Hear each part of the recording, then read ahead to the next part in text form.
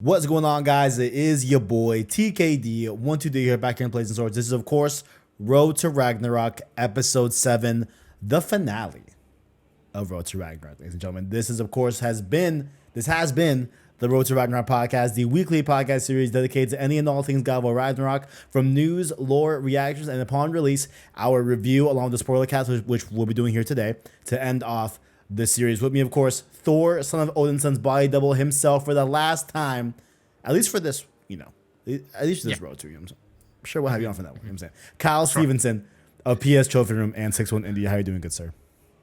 I'm doing great, Kevin. I just realized I should have had Mjolnir with me during that intro since it's the last one, and it's in a completely different room. Look, let's make a pact here. Yeah. This just came to my head. Okay, just a moment of enlightenment, all right? Yeah. I get ripped, right? Shave my head, get the scar, bring my axe to PAX. Oh, you get your Thor on. Yo, we can make a scene, bro. We can make a scene. 1000% good. That would be kind of lit. Yeah. That'd be kind of lit. But how was your Thanksgiving, good sir? How was your Thanksgiving? It was good. It was boring. Like, I don't go anywhere. We have the only family member that comes over is my aunt. But it's I say boring because I don't go anywhere, but there's 4 kids in the house. Oh, it's always chaotic. But it was good. Nice 4 days off, so somewhat rested. It was good. How was yours? It was good. I had quite the inverse, actually. I had like 35 people here at the house. Yeah, it was a big old I can't imagine that. I've never been to any house for a holiday ever. That's not my own. Well, I mean, same. Like, I don't ever go to. I mean, because so people always come to you. Got it. People always come to me. Yeah, I've never gone to. I bet that feels weird. Yeah, it's probably not, because if you're used to it, but yeah, that seems very alien to me. That'd be weird. Yeah. Mm-hmm. It almost feels like you're cheating on your family in a weird way. Like you're just so used to it and celebrating, family fun festive times, and to be somewhere different. I mean, for like an ex's family, we go stop by, right? Okay. But that's not like that's not my main destination, Sure. That was the thing. Yeah. It was like a detour, but okay. Yeah. Interesting. Well, mine was good. Definitely good. Did I wanted to get through a lot of the side stuff in God of War Ragnarok, and like I'm still chipping, and I am still chipping away at it. I'm probably gonna slow down here. I'm not sure where I'm gonna stop. I don't want to stop, right? But I do want to, play some Resident Evil Village DLC. I want to get to a quick little 3-hour thing. I want to play that. We got, of course, we got Crisis Core on the horizon. Yes, sir. We got Callisto Protocol. This week. Yes, Need for Speed Unbound. Listen, I might have to pull up back to the Need for Speed franchise. It's been a while. Midnight Suns is also this week. It's a wild week. Yeah, I want to hear the Midnight Suns stuff. I've never been like a fan of XCOM, like strategy, type. But I definitely want to hear y'all's input on that game and everything. I love XCOM, so with a Marvel take on it, I can't wait. Right. This is definitely the busiest December we've had in I would 1000%. say since I've been paying attention to games. Like, I can't think of a better December stack of games. Yeah. Sense. No, it's this upcoming week and a half is pretty jam packed. Oh yeah. I don't know who decided in the video game industry to front load and end load the year, but they need to stop. Yeah. They need to sprinkle it out a little bit more. I think my plan is to definitely beat Resident Evil Village DLC. What's it called? Rose? Shadow of Rose? Something like that. I forgot. The Rose Something DLC. like that, yeah. Because that's like, I hear, like 3 hours. That should be just one sitting. Lead that into Callisto Protocol. I'm definitely playing that. I'm definitely playing that. Yes, sir. But we will, of course, be talking about God of War Ragnarok here on this fine podcast. Catch us out here on YouTube.com and Plays and Source, as well as podcast services just like Apple Podcasts, Google Play, Spotify, etc. via the anchor link down below in the description. Like the video and rate the podcast. It really does help us get even more viewers so we can grow the PSS family. Down below, let us know what you like or dislike about the show, and connect with us further on Twitter and Discord in the description as well. Feeling generous, hit that $1 join button to become a member of the channel, like Tabio Musa, and our $5 King Tier members, just like Caleb Kaiser, the Erecta, and the homie Owen as well. And honestly, I would say check out the latest uploads. Not a lot. I gotta be real, I've been kind of busy. Kind of hurts. And also playing the game, you know? Yeah. It's like, oh, like, do I want to take a second and make a video? I think I'm just doing all of my gameplay, and then I'll trickle out some stuff, because like there's some stuff I definitely gotta say about the game. You know what I'm saying? Yeah. And like more like definitive, you know, video stuff and everything. But check out the God of War Iceberg if you missed that. You know what I'm saying? Definitely go check out that. Put a lot of work into that this November. That's like an hour and a half. Y'all watch. That's plenty of me for the month. Okay, plenty of me for the month. All right, I'll be back in December, which is like this week. So. yeah. In a few days. Yeah. Right. Oh man. Yeah, that's about it. Have you been playing anything besides God of War Ragnarok? Let me know. So I platinumed Ragnarok. We'll get into that in a little bit. Congratulations. Thank you. It's fantastic. Hopped on this little known game that I don't know if people here heard about, called Vampire Survivors. I feel like no one's talking about this game. No. Yeah, it's a indie game that everyone is just falling in love with, at least on my timelines. It is at the base a very simple game. Do you know what that game plays as, Kev?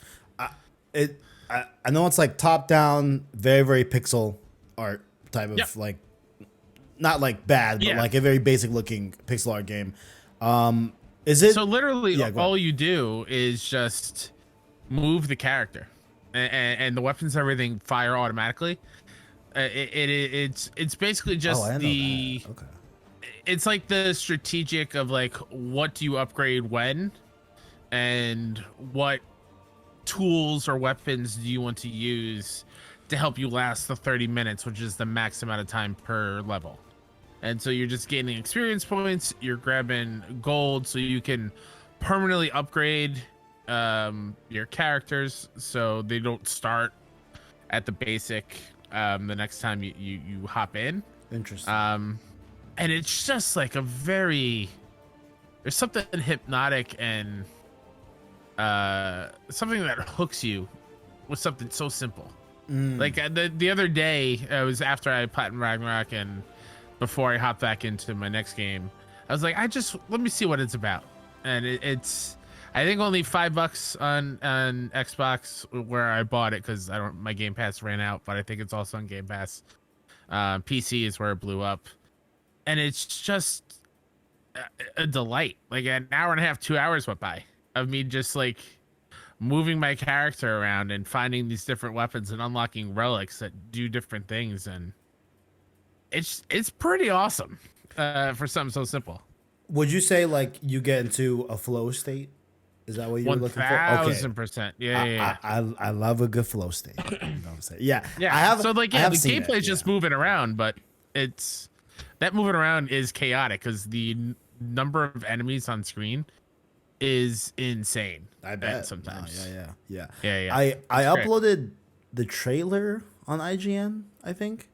I remember seeing it, didn't think much of it. I was like, okay, cool. Like, I didn't realize that you weren't attacking, like you were just moving. Like, I didn't realize that. Yeah. You know? But I remember seeing it like a few weeks ago. But yeah, no, it definitely took off. You know, a lot of people definitely enjoy it. You know what I'm saying? And as a trophy hunter on PlayStation, I'm getting achievements all the time on Xbox in this game. I have, I think, 60 achievements, and I'm nowhere even close to getting a full thing. Really? It's got like 100 and something achievements. I'm like, that's wild.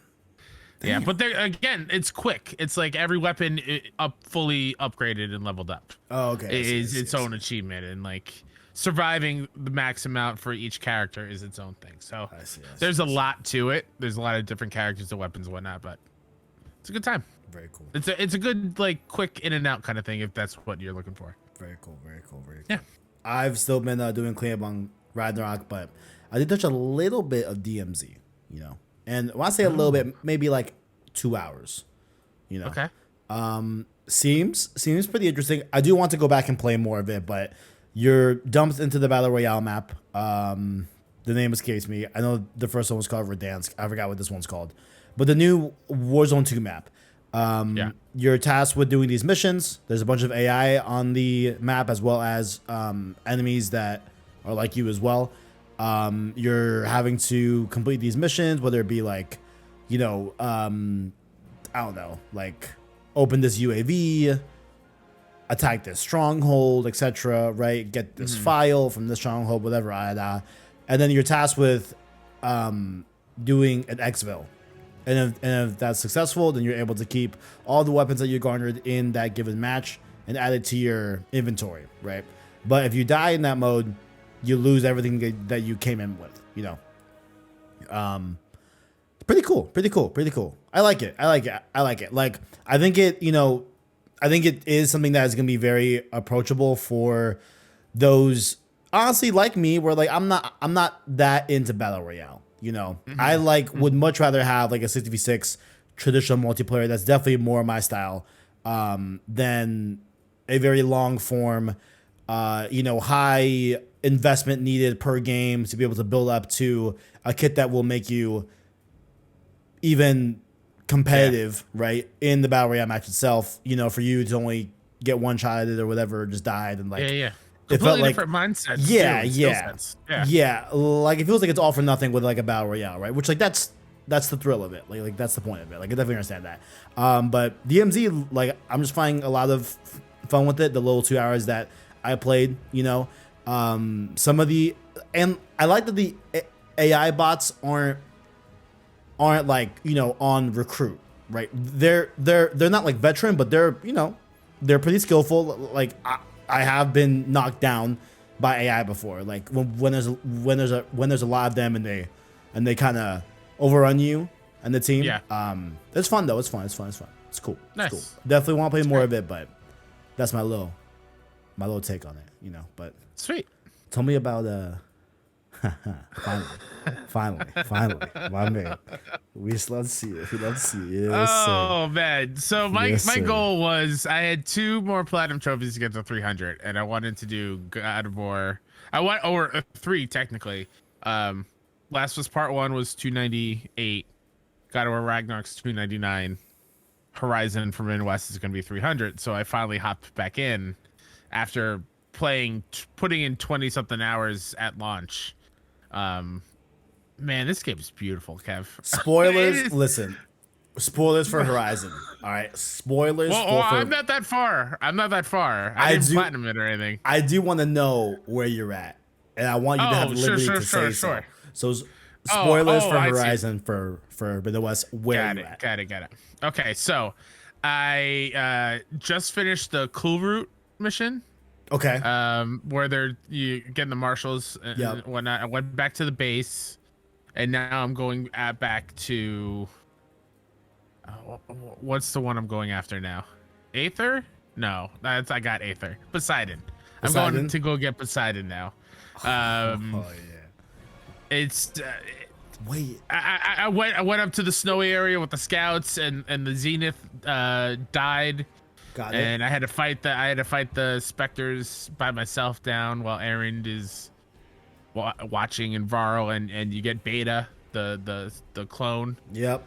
That is where I literally left off last night. So now, wait, did you get the AI that was in Vegas? Is that Aether? Or is Aether? Aether is the one after. I'm real bad with names of this game. No, it's cool. Wild. Is it like trapped Takote in like or? It's at the coup route, right? Don't you have to win that? It's underneath. You win that, and then he gives you access underneath the throne. Got it. I got that one. Brought it back. Now I'm about to go to Poseidon. Okay, I forget if Poseidon's the one that's in Vegas. Probably is. I think they're both. They're both in that area because I also thought what I was doing was in Vegas too. Because there should be one with like the no fighter jets and stuff. No, Even though that one's Okay. dope. I love that. I love that okay, they like. Okay. Yeah, no. Because I know you were like, hey, just wait till you get to the Vegas part. I want you to and do I thought that. That was it. It was like immediately. that was cool fighting that giant snake in the arena and whatnot. No. Like that was great. Okay, that is where I'm going to. Maybe after Yeah. we're done, I will hop in. Please go to and do Vegas. that mission. It's. I think I said it on this podcast, but it's one of the most memorable, breathtaking story awesome. missions I I've can't ever wait. experienced in game. Like, I Sweet. can't wait. It so good. honestly, it took me a little bit to get comfortable again, especially coming after Ragnarok. They play completely different. But my first thing being back in after months is just like, this game is gorgeous. Gorgeous. And in some ways, it's even a little bit more beautiful than God of War Ragnarok in some sections. Like what Guerrilla did is impressive. And I really hate that people aren't recognizing this because, like, listen, like, I wholeheartedly believe, if you took someone that has no idea about Horizon and what type of game it is, right? If you show them a screenshot, they would think it's a linear game. 110%. They would not believe that it was open world. Yeah. You know? Like it's just it's jaw dropping. Guerrilla could have done the thing that most open world RPGs do. That isn't Bethesda. Bethesda has been doing this stuff for a while, but like most Western RPGs, where you go do a side quest and it's just an NPC that gives you the thing. Right? Horizon, they are fully animated, different character models, different personalities. Like it is wild the number of characters in this game that each have their own personality and voice and whatnot. Like it's pretty crazy what they pulled off. For me, like what impressed me about the side quest when I played Horizon was that, like, I know, you know, in some games they do this, but in Horizon it's a whole different level of, like, they have wholly different voice lines for if you beat this main quest in the game, if you didn't do this, if you went here, if you know that but you don't know this part. Like the way it's so much more detailed than just like in Ragnarok, where it's like a one sentence thing that tells you, oh, okay, like this was the sentence that you put on if this player beat the game or didn't beat the game. You know what I'm saying? Like that's usually how it is. But like with Horizon, it's like whole different dynamic of conversation if you did a certain thing or not. And like that level of detail is like insane, you know? It's tough for me because I love Ragnarok and the way it looks visually. If Horizon doesn't win Best Art Direction at the Game Awards, I'm gonna be upset. I forget what's on the in nominees. that category. Yeah. The Best Art Direction is Elden Ring, Ragnarok, Horizon, Scorn, and Stray. Scorn.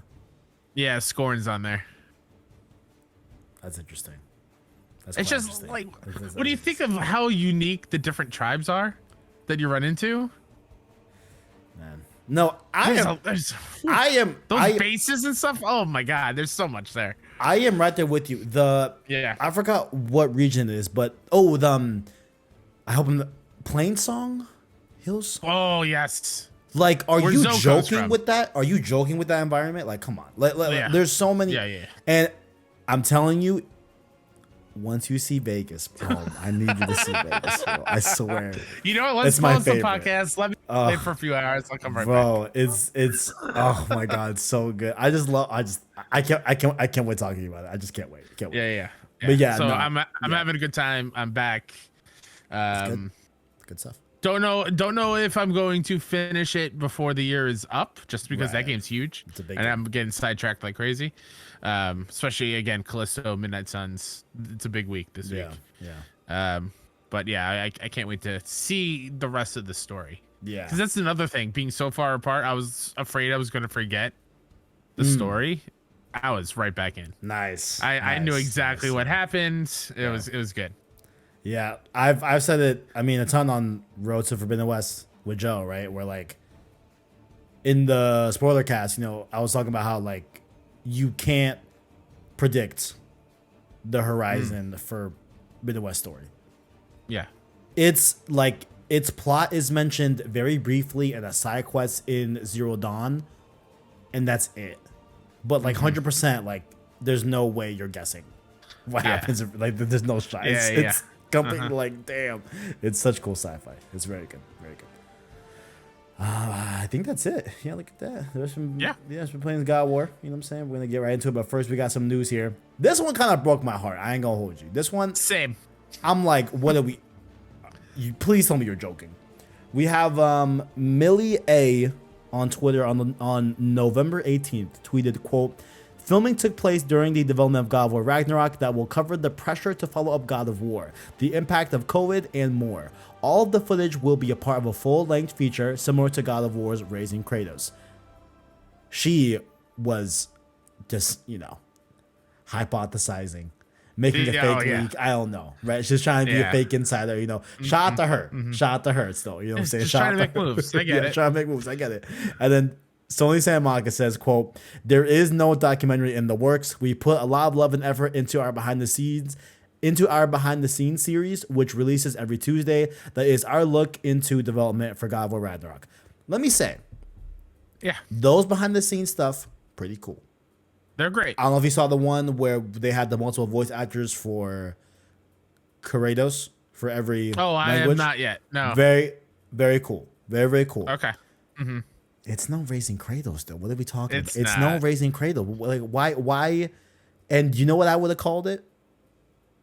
Raising Atreus. I don't fucking know. You know what I'm saying? Raising Loki. Like what? Because can you imagine, like, an hour into the documentary, it goes to iPhone videos. Hey, we're work from home. We have a timeline. Mm-hmm. April 2020, March 2020. We have Christopher Judge and his surgery, and like it would have been great. And sorry, I think it hurts more just because we're spoiled with it. We had Raising Kratos. We had the Last of Us doc. Yep. I believe it was called Endure and Survive. Mm-hmm. Two phenomenal, just not just video game documentaries, just documentaries in general. We're a bit spoiled, so yeah, I would have loved to see Eric Williams, fill in the shoes that Corey left and what God of War 2018 left. Like, Eric's story is phenomenal, and I want to know more about it. And I feel like a documentary on Ragnarok would have been so much cooler than the behind the scenes stuff, which again, they're great, but not a feature length documentary, What it is that, like, those behind the scenes stuff, like they like give you the facts. It's a lot of PR speak. Yeah, but it's not the it's not the emotion of like coming off of a canceled project that you were 2 years into development for, millions of dollars on, and you're going back and you're reinventing this franchise. Like, there's no scene of Shu saying, "Yeah, this game sucks." Yeah, there's none of that in the behind the scenes stuff. I really want that. Like, I want to see them in the I don't know, in the meeting room, in the lunchroom, whatever you want to call it, whatever. And they're like, like playing with your food. That should be it's, and hey, maybe not the Christopher Judge surgery stuff. Maybe that one's a little bit too personal. Maybe that one doesn't need to be, a part of the doc. You know what I'm saying? Like that. Yeah, okay. Yeah. But like a lot of the thought process behind how do you follow up God of War 2018? Yeah. Without spoiling it, because we'll get into it during the spoiler territory. But I would have loved to see the conversation between Corey and Eric, the 3 things to keep in Ragnarok. Yes, I forgot about that. Just to see that discussion happen, I think would have been awesome. Yeah. I mean, hey, who knows where our careers lead, right? But if I feel like if any of us from this era of covering PlayStation, like, were to ever rise to any sort of, status within PlayStation, I'd say all major first parties gotta get a documentary. You know what I'm saying? At least we know the big boys in the first party and Pixel Opus. I love Concrete Genie, but maybe we don't need a documentary. Sure. You know what I'm saying? Maybe a behind the scenes. That'd be cool. But I'd be like, hey, Netflix, let's finance these docs. Come on. Yeah, I like that. How much money did they give Stranger Things an episode? Come on, they could do a doc.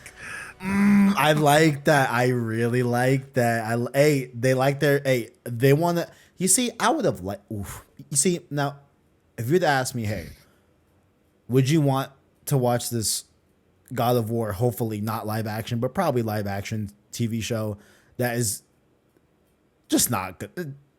I mean, hey, who knows? It's gonna be weird. It's gonna you be know, different. yeah. Or would you rather have a God of War Ragnarok documentary? Come on now. Doc every day of the week. That to be what PlayStation Studios is about. Ugh, man, it is what it is. Yeah. That's what sets them apart. It is what it is. But yeah, no raising Kratos. Sorry, it's false. Next up here, this one also upset me. God of War Ragnarok dev was not credited. So I'll leave links below. I don't want to spend too much time on some of these news articles. Not that this one does not deserve its due, but just in the essence of time, right? Just to get to the more spoilercast thing. But I did want to bring this up. Jessica Mao stated on Twitter that she helped arrange some of the music during the Thor boss fight, but was told that she would not be in the credits and that the credits cannot be updated in a patch update for the game in the future to include her. Bullshit. Yeah, that sounds like a lot of bullshit. It's a lot of bullshit. That's bullshit. That's horseshit. Yeah. That's Yeah, horseshit. that sucks. That's absolutely horseshit. Like, I'm of the mantra, and I wish I had someone in that side, right, that can explain to me why a person that puts work into the game does not get in the credits. If someone could give me a clear answer, Yeah. I can't think of one off the top of the dome. I've never been in development. That's fair. I just like games and I talk about games, right? Yeah. But in my mind, bottom line, I don't care. Yo, honestly, I'm putting janitors. I'm put like anyone that was involved in the facilitation of creating this game should be in the credits. Okay. It's like when your team wins a championship, everyone in the organization gets a ring. That's what I'm saying, bro. That's Like, what I'm saying. You know? Why not? I feel like you. Like, I feel it sounds like such a stupid oversight to me. Like, it's not that hard. I'm pretty sure everyone that works on the game has to sign an NDA. Right. Just go get the stack of NDAs and make sure everyone's name is included in the credits. Yeah. I'm even more, I don't know. I'm even more like, yo, even if you did freelance work, I don't care if you're an intern, whatever you want to say, right? Yeah. Even if your work didn't make it into the game, did you work on the game? Yeah. Yes or no? Yes? Great. Beautiful. Here's the credits. Beautiful. Here's your credit. Your time is valuable. Anywhere. You need some sort of credit there. Yeah, like anywhere. Like and above all else, you know, what I've heard a lot from doing a podcast, you know, Unlocking Kingdom Hearts with Alexa Ray Korea, of course, where she started in journalism, now she's in development and such. She talks a lot about how like those are very important. Being able to cite and prove that you worked on this game, and having those credits and like that's so valuable, you know, to be able to point back to it, you know, and it's just and also like why does it matter how long the credits is? Yeah, exactly. They're already long as shit. You know? I just can't see like a good reason to There's why, no you know? good excuse. There's no good excuse. Yeah. Once again, I would love for someone to, you know, give me a clear answer. I don't know if they exist. I'm gonna keep it real. I don't know. Beats me. Also, if you hear my what's it called? Roomba. If you hear Roomba, you know, so he's out here. Hey, do those work? Yeah. Are those pretty good? No, I was skeptical myself, you know. When I moved into my parents' new, you know, home. Yeah. Temporarily, you know what I'm saying? We're on our way out, fellas. We're on our way out. You know, we're a few months time we'll make it work. There's no shame. We'll I'm still home too. It's whatever. We'll make it work. But I thought, oh, okay, like that can't possibly be like the only. No, they don't sweep. They don't vacuum. No, it just has a schedule and it does it. Wow. It's kind of wild. It's kind of crazy. It's great. Kind of crazy. Some quick ones here. Wanted to get your take on it, and I was hoping if you played this game franchise, I'm hoping maybe if he did. Yep. Mm-hmm. God of War Ragnarok director wants to work on Castlevania. This was said on the Kind of Funny spoiler cast. Shout out to that. Have not seen any spoiler cast because I wanted to just get my raw thoughts on my spoiler cast. Yeah. I think you probably did the same thing. Yeah. And then now after this, I'm supposed to I'm going back. I got some listening. But Eric Williams said that he would love to work on Castlevania. Of course, a Konami IP. I've never played Castlevania, never seen the show. I hear good things about both those things. If you have, take it away. Why does the director of God of War Ragnarok, Eric Williams, feel like a good fit for Castlevania? Sony, go to Konami right now and buy the rights to Castlevania to make this happen. Because that sounds like a dream. I think when I think of Castlevania, I think of obviously the visuals and the setting and whatnot, of being a vampire hunter and going after Dracula and all that stuff. But the weapons, right? The whip, the boomerang, the tossing holy water, all these different things is it just sounds so good to me. And the fact that Eric Williams, because I did actually watch the Kind of Funny spoiler cast, and him talking about his love for Symphony of the Night, which he replays after every game he ships. He obviously, I'm a big fan of game devs or people behind, movies, TV shows, whatever, having love and passion for that IP. So he clearly loves Castlevania. He's going to do it justice.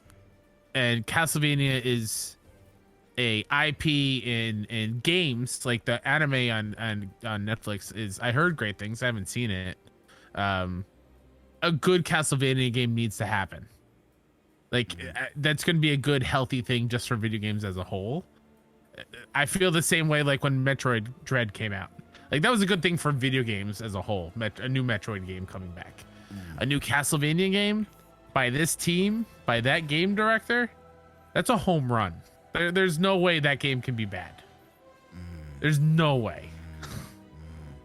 Hey, just think of like the whip, right? Like the axe. Okay. You whip it and it comes back, and just think of the haptics in the DualSense. Oh boy, that man. Indiana Jones whip better be satisfying. Oh, yeah. Well, it won't because it's on Xbox. So it won't. I mean, not in the game. I mean, like with the controller. It's not gonna have the same thing. Nah, we know. Nah. We know what's going on. We know what you said. No, I totally meant the controller comparison. That's totally fine. On the record, I trust machine games, but Oh, I love machine games. I'm just a little salty. I won't play it on PlayStation. It is on, it is on that side, if you will. You know what I'm saying? Yeah. It's over there. Yeah. No, I mean, I'm with. Hey. If everyone's saying do it, okay, but I'm down. I've not played Castlevania. I feel like I should. You definitely should. I should. They're 2D. I think, they are 2D. There is the 3D platformers? Lords. Yeah. They're like an action platformer. Interesting. Okay. There are 3D versions called Lords of Shadow, which I have not played. That was on PS3 era.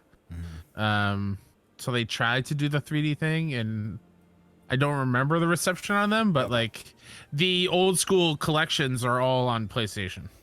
You can buy a collection and get them all. Okay. So like those are definitely worth your time. Indeed. What I really want from Konami is a new Metal Gear, but you know. Hey, they're doing things with Silent Hill again. So like, hey, if while possible. While Sony is getting that Castlevania IP, let's definitely do that, right? But let's what about Metal Gear? You know what I'm saying? Can we also get that? It's in the small text of that contract document. By giving us Castlevania, yes, sir. Also Metal Gear. Yes, sir. Because I had just started covering games in like 2014, right? So like, I didn't play MGS5 when it came out, but I obviously heard like everyone talking about it, right? Yeah. I played it, I think in 2020. Yeah, during COVID, pretty sure. Phenomenal. I love Metal Gear Solid 5 gameplay. Oh my god, that shit feels good. Feels good. I've only played Ground Zeroes. I haven't played 5 proper. MGS5 feels unfinished. That is true. That is true. Okay. But there's still just that gameplay, man. It's real good. It's real good. To no surprise, God of War Ragnarok DLC is not coming. I did not write down where Eric Williams said this. Could be on the Kind of Funny Spoilercast. Not sure. Could be on IGN's Spoilercast as well. Maybe forgot. But I believe the direct quote is something on the lines of like, "Don't count on it," which I can understand. This game is big as hell. So, I mean, you're in the middle of endgame content now. I finished it. Yeah, there's that endgame is DLC on its own, bro. There is so much there.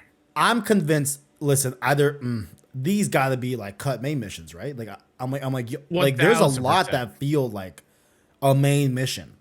Yeah, very very impressive. Yeah, there's enough side content for y'all. Don't need DLC. Stop it. No.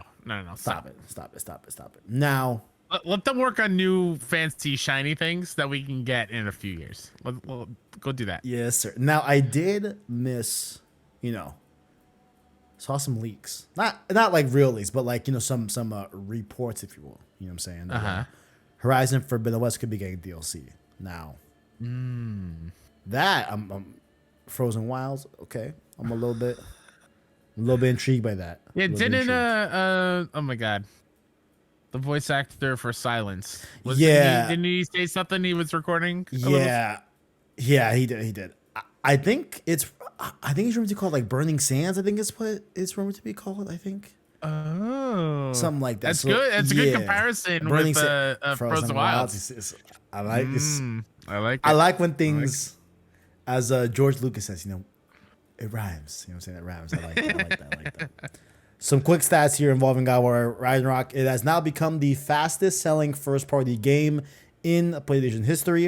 It has sold 5.1 million copies. Now these are sold through in its debut week. So in the case you guys don't know, sold through are simply from the Sony manufacturing center to distributors. So they're not necessarily sales necessarily, but those are just sold through numbers to That's different how many retailers. copies are in the world. Yeah. This has, like we said, the fastest selling first party launch, and it is a franchise record for God of War. Honestly, definitely, I don't think this is that surprising. God of War Ragnarok has been a huge anticipated game. This was teased in the PS5 first showcase back in 2020. Like it's been a long time coming. Yeah, so very cool to see it get its due here, and strong sales. Yeah, for sure, good stuff. Yeah. I think MPD is reporting this week. Very curious to see how it falls in MPD. I would wager probably number one. We'll see. Probably Call of Duty close second. You would imagine. Yeah, Black Friday. Yeah, I can see that. Yeah. It would only be tomorrow for 2. That's the only one. You know what? No, Pokemon. Fuck. Oh, you're totally right. What was that? 10 million or something? Yeah. Crazy? Yeah, Pokemon be selling like a motherfucker, bro. Pokemon be selling a lot, bro. No, it sells a lot. That's crazy. I don't know what you're talking about, Kev. I have no idea what you're talking about. I want to play it. I just can't. Oh, my nieces are having a great time with it. I bought it for them. They're having a good time. Listen, shout out to y'all. Listen, shout out to y'all Pokemon fans. You know what I'm saying? I wish I could be like, I'm not saying y'all are kids, but like, I wish I could have a mind that could look past performance issues. I gotcha. Yeah. And some of the Pokemon stuff, that's just saying, unacceptable. It's unacceptable. That windmill moving an inch. This is insane. Every 5 seconds. That Digital Foundry video is quite a video. I love people watching people play the game and then finding the cutoff of when they become robotic in the background, all the characters. Yeah, when it's just like every 15 feet or something away from them, then they just start going like stop motion. It's literally just like so remarkable, bro. I'm like, how? Hey, y'all having fun with it? I'm not trying to knock your fun. You know what I'm saying? It is what it is. Here's my Nintendo knock. All right. What's up, man? What's up? How can Nintendo have a game of the year contender in Xenoblade Chronicles 3, Right. which runs and looks visually way better than what Pokemon does, Right. and not have a quality control team, quote unquote, to be like, hey, Game Freak, Pokemon Company, this is unacceptable. It's We insane. have this over here. No. Why can't they both perform the same thing? It's on the same system. A flagship IP, the biggest IP, I think one of them that they have, other than Mario and Zelda. Like, it's wild that they allowed a game to ship like that. Yeah, I think it's pretty embarrassing personally. And like at the end of the day, it's like, yo, like they're still gonna sell dump trucks, so it's like they're not gonna properly learn their lesson. Yeah. Ever really, but no, it's insane. It's insane. It's crazy. Yeah, you got to catch that It's crazy. part chocolate bar, part garbage truck Pokemon. Man. I have been very appreciative of the amount of people being real about these performances too. Because I'm one that's like, listen, I always try in my reviews to carve out a section of how this game runs. I don't have a frame counter. I'm not that deep, but like, hey, how's it run? Mm-hmm. I think, and like, I'm of the opinion that like that should be a part of every review. I don't care how big or small it is, but just like you got to give a general overview at the bare minimum of like how this game performs. That's it.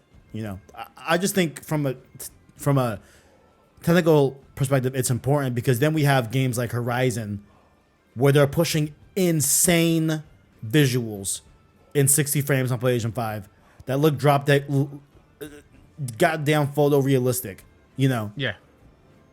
And it's like, what are we doing? It is Yeah.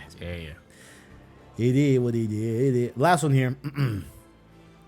25% of players have beaten God of War Ragnarok 2 weeks after release. I'm proud of y'all. Look at this. Look at this, guys. Hey. Beating these games. Oh, I'm so proud of y'all, man. I'm so Do I get I'm a so real proud of life y'all. platinum trophy? Good stuff. Good stuff. You love to see it. Yeah. You love to see it. Because I'm one of those people also that like I can't not beat a game that I started. Ooh. Okay. I can't. I'm broken. Like I gotta see it through. At least the main plot. Mm-hmm. Last game I did that for was it was Devil May Cry 1. like 3-4 years ago. That one really pissed me off. I just couldn't. I really rage quitted. That's one of the good ones too, from what I remember. Damn. Second one's awful. Really? Huh. From what I've heard, I didn't play the second one. I think I was trying to beat it to play Devil May Cry 5, and I'm like, you know what? Fuck this. Like, whatever. Like, whatever. I don't want to play the new one. But yeah, you're looking at 2 people out of the 25% have beaten God of War Ragnarok. You know what I'm saying? Shout out to that. And yeah. Quick aside, I don't get how people can juggle different games. I can't do that. Ooh. Like you, I play a game. That is the only game I can really play. Okay. I feel you. I can at their different systems. So I can have a Switch game and a PlayStation game going, Fair. Uh-huh. And I'm cool with that. Yeah. I'm cool. And like, I don't really ever get my controls mixed up. Like, I know like a lot of people do that with like, maybe if it's using the same controller, I could probably see that for sure. But like, yeah, from Switch to PlayStation, I've never like messed up with controls. It only messes me up when I see the prompt on the screen. And I'm like, oh, where's that button? But like, if I just were to do it naturally, gotcha. Like I'd be fine. But it's like, yeah, press the Y button. Right now I can't tell you which one is the Y on either controller. On the Pro controller, I have no idea. I don't know. I think it's up. I think it's the top one. I think it's Triangle? the top one. Let me see. Do I have one around here? Oh yeah. I'm gonna bet top is Y. I think it's totally the left one. Y is left. X is up top. I was gonna say X is to the side and Y is up top. Damn. Yeah. Damn. No. Hate to see it. Rolling into it here. This is of course the main topic of the show here. God of War Ragnarok. We're gonna talk about the whole thing, but first we're gonna do a little brief, spoiler-free review. Don't don't get in a tizzy. We're not gonna, spoil anything right now. We will let all of you know when we're gonna go spoil stuff. You know what I'm saying? Yeah. Spoiler-free review of God of War Ragnarok. I really want you to start, Kyle. You know what I'm saying? Just overall, what are your thoughts on God of War Ragnarok from a spoiler-free review perspective? In my opinion, this was a really big task to outdo or even pace 2018. Okay. I think 2018 is one of the greatest games ever made. And I'm walking out of Ragnarok thinking the same. I think Ragnarok is one of the greatest games ever made. It is a masterpiece in my eyes. I'm a sucker for detail, like I've said on the show. This game is chock full of it, and then some. The gameplay is freaking fantastic. The exploration, I will admit, fast travel is not the best.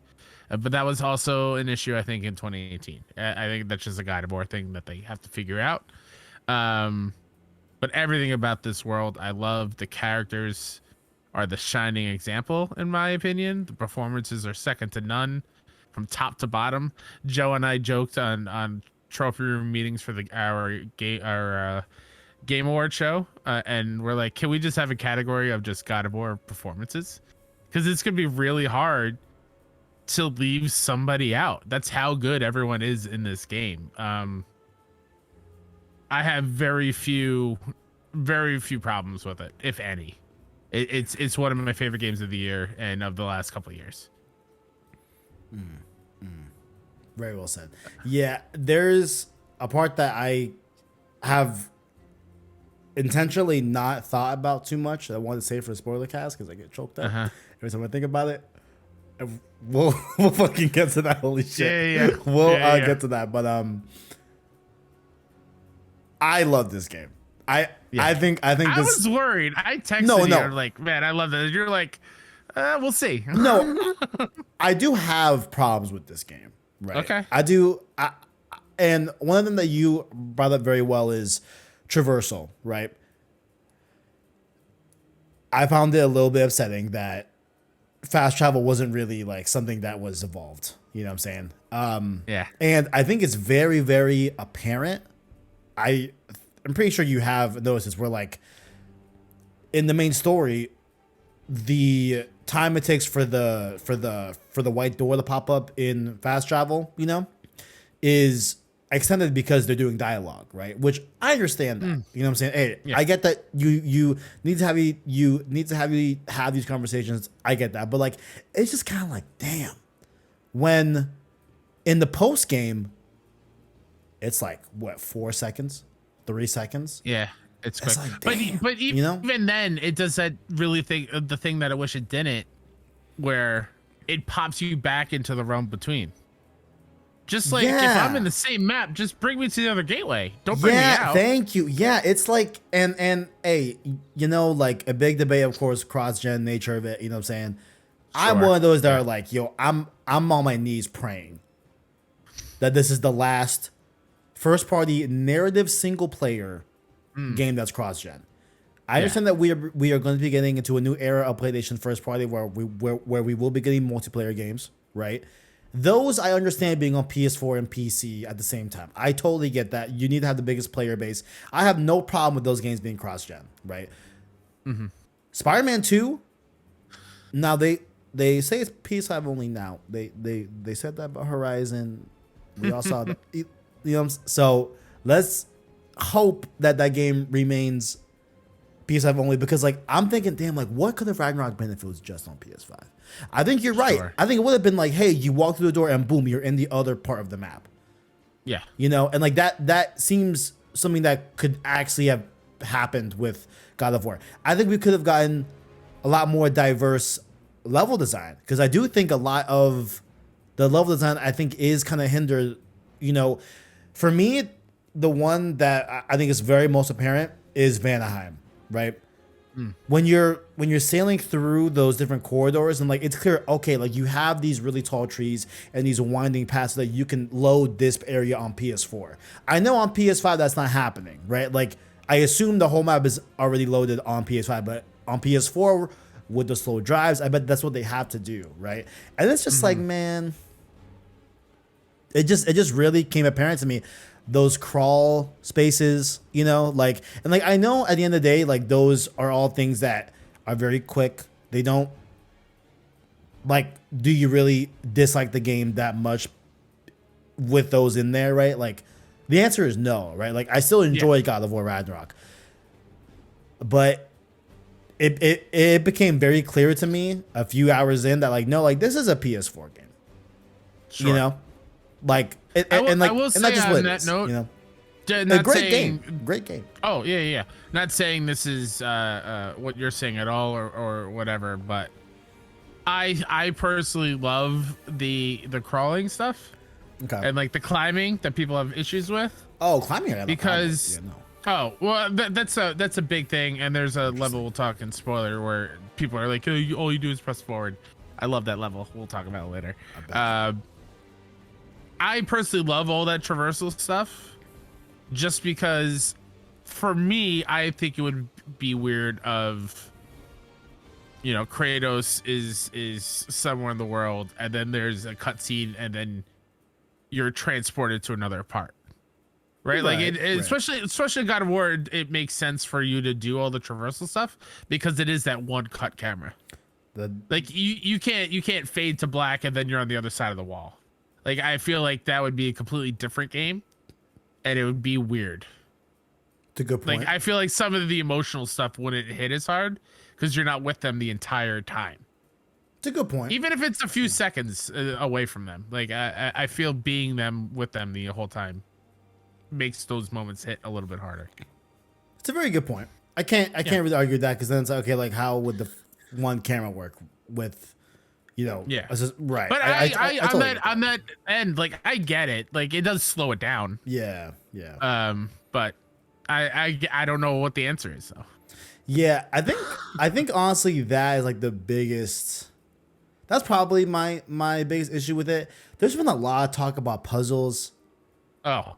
Look, man, I will give credit. Okay, look, I will give them credit. Okay, I think that Svartalfheim is very, very puzzle heavy, and I think having that early on in the game, I think is where a lot of people are coming from.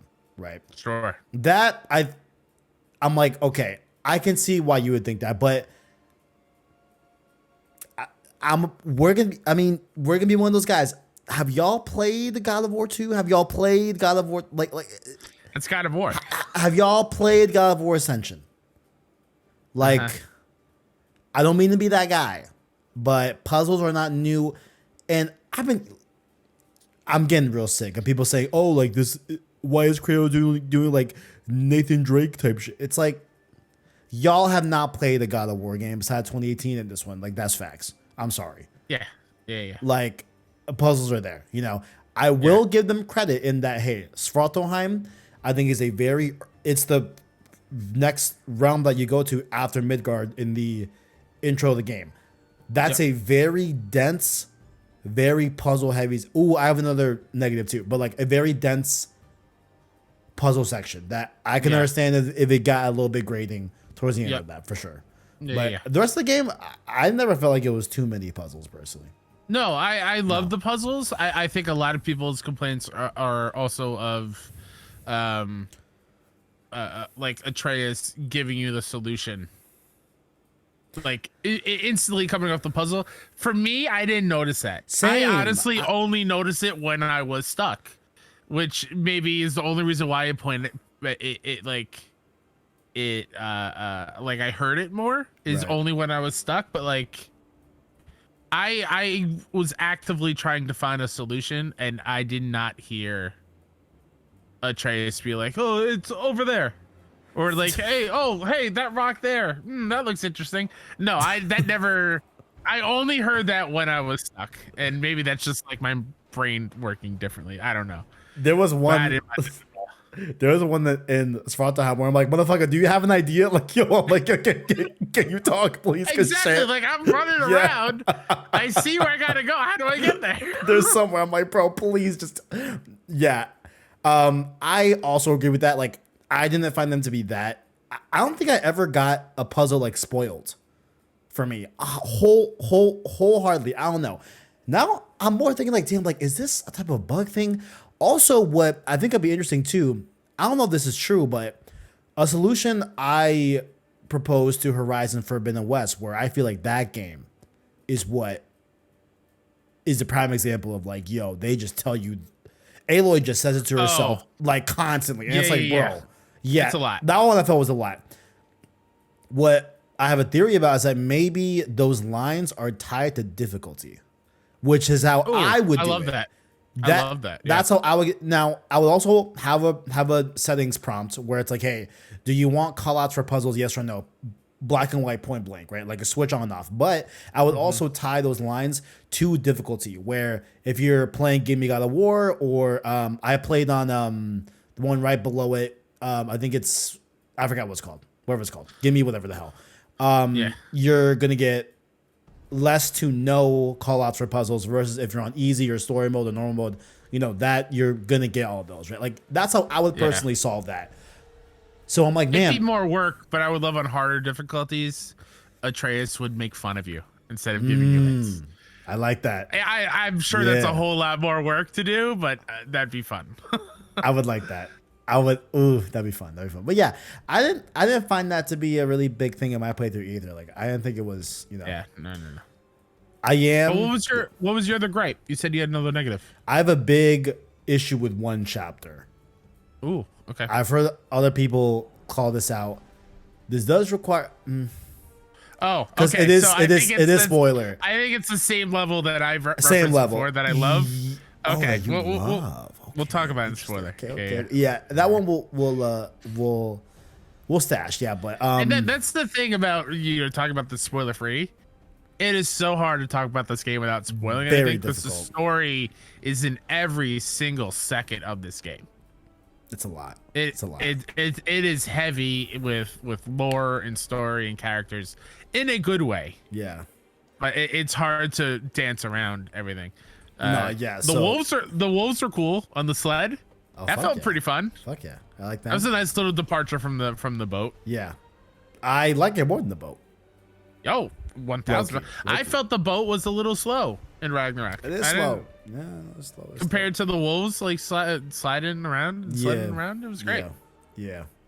Definitely like the wolves. Sveki and Svana, I think their names are. I didn't realize this either, but those are named after developers' dogs. Oh, sweet. Yeah. I love that. Got them in the game. Cool right there. I do think that this game, from like a story thing, from a spoiler-free perspective, like I think that this game offers a great twist. Oh yeah. That I genuinely did not see it. Yeah. I was like, oh. It came at the perfect time. I was like, things are going a little bit too cookie cutter, I guess. We're like, okay, I can tell what the next step is in a way. And then that twist, we're like, oh no. Yeah. Things have ramped up big time. Things get wild after that. Things get really crazy after that twist. It turns into Endgame. Yeah, without it gets getting wild. into it. Yeah. Yeah, and like I think I see where the third game was rumored to be. Like I think I get like towards the end, like kind of things happen a little bit of a quicker session, and like this character goes off to complete this thing, this character does this, and like I think that part of the game was the part would have been the third game. That's when credits would have rolled. Yeah. I think they were thinking about. I also think like that's where it was going to be the cutoff, but like I think the story is really, really great. Again, I have really big things to say about where we're left off in this game. Very surprised at where we left off. Very just like. Yeah, that requires more. Yeah, that's spoilers. But I mean, for me personally, this is my game of the year. Same. Personally, I gotta give a big shout out to Horizon, right? And Horizon is my game of the year in like some other different ways for sure. Like in terms of just in terms of some other things, but like overall, like the gameplay here is just so fucking satisfying. I love the gameplay here. For the people who say that this combat is just 2018's. They're fucking cap. You're wild. They're cap. You clearly are playing this game on a surface level, and you are not taking advantage of what this game has to offer. Speak on it. I became a parry king in God of War We Ragnarok. love parry kings. We love parry kings. I had such a good time timing it, hitting him with the axe, building up the frost, and then switching to the blades and doing extra damage. Like, that is necessary in the end game for some of these bosses. Like, it is chef's kiss. Bro, it's beautiful. I have a rune on my shield that I got yesterday where when I parry and I pull off a parry, Yeah. the enemy slows down. Ooh, And I that's good. have runes on my weapons that when any slowdown occurs, I do extra damage. Not only that, It gets steep. I have that circle rune. I forgot what that's called, but like the Relic? The relic, yeah, the relic. Yeah. That slows down time. So I'm out here just doing double damage left, right. Like, yo, it's You're in the Matrix, dude. I'm over here. I'm over here vibing. Like, yeah, no, Yeah. there's immense depth to this gameplay that was nowhere near God of War 2018. No. And I haven't heard too much people say like, oh, this gameplay is like 2018. You know, like, no. Like, what I will agree with is that the first section of Midgard feels like God of War 2018, right? Sure. But Yeah. after that, you're getting so many different things. I will retract something I said on a previous episode where I said this game like respects our time. It still does, but the more I got into it, the more I was a little bummed that we were just collecting the same runic attacks from the first game. Yeah, They were hitting around in chests, whatever. The more I got into it, the more it's like, well, that's my favorite from 2018. All right, I'm obviously going to use this one now, but they were literally most of them the same attacks. Yeah, I wish they did a system of. I don't know how it would be like to make it meld in game, right? I think putting those in the skill tree, I think would have been great. Okay, yeah, but Or even just have them at the shop and just buy them at the shop. okay, I don't know. Okay, yeah. Another not like major problem, but like an I'd say a balancing issue of some sort, right? Granted, this could have been how I played the game, which is fair, right? But I think that the way I played the game, I think a lot of other people are going to do, which is I main path the game and then I go out afterwards and do the side stuff. You know what I'm saying? Yeah. I did not get a heavy runic attack until my 17th hour of gameplay. And I'm like, bro. Yeah. There was a moment where I'm like, fam, are they in the game? Like, bro, what do we do? Bro, and I'm like, Yeah. I'm very thankful. I had many people that I was talking to as well. They're like, yo, have you gotten the heavy fucking runic attack? It's like, fucking haven't gotten one, bro. I'm like, bro, I'm over here. Yo, yeah, it was a long time before I got a heavy runic attack. But I heard from a lot of people that, yo, you get them in side quests. I'm like, damn, is that the only place you can get them? Cause like, you know. So I would definitely recommend like, yo,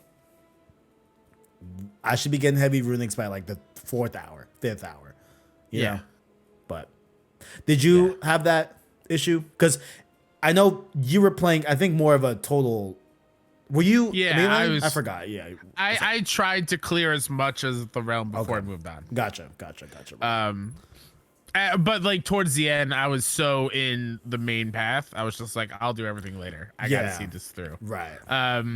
But yeah, I did notice that a lot of the heavy runic stuff were tied to the side quests and whatnot. So that was a bit of a bummer because I don't know how long it was, but I got one. I was like, oh, cool. Let me swap it out for the one. Oh no, I don't have one to swap it out with. This is just my runic attack now. So I did notice that. Yeah, it is weird that they tied it to the side quests. Because to me, like I rely on those to get me out of a jam sometimes. Oh yeah, no. So those I are don't real know. good. I don't know how I would have lasted in some of the later boss battles without them.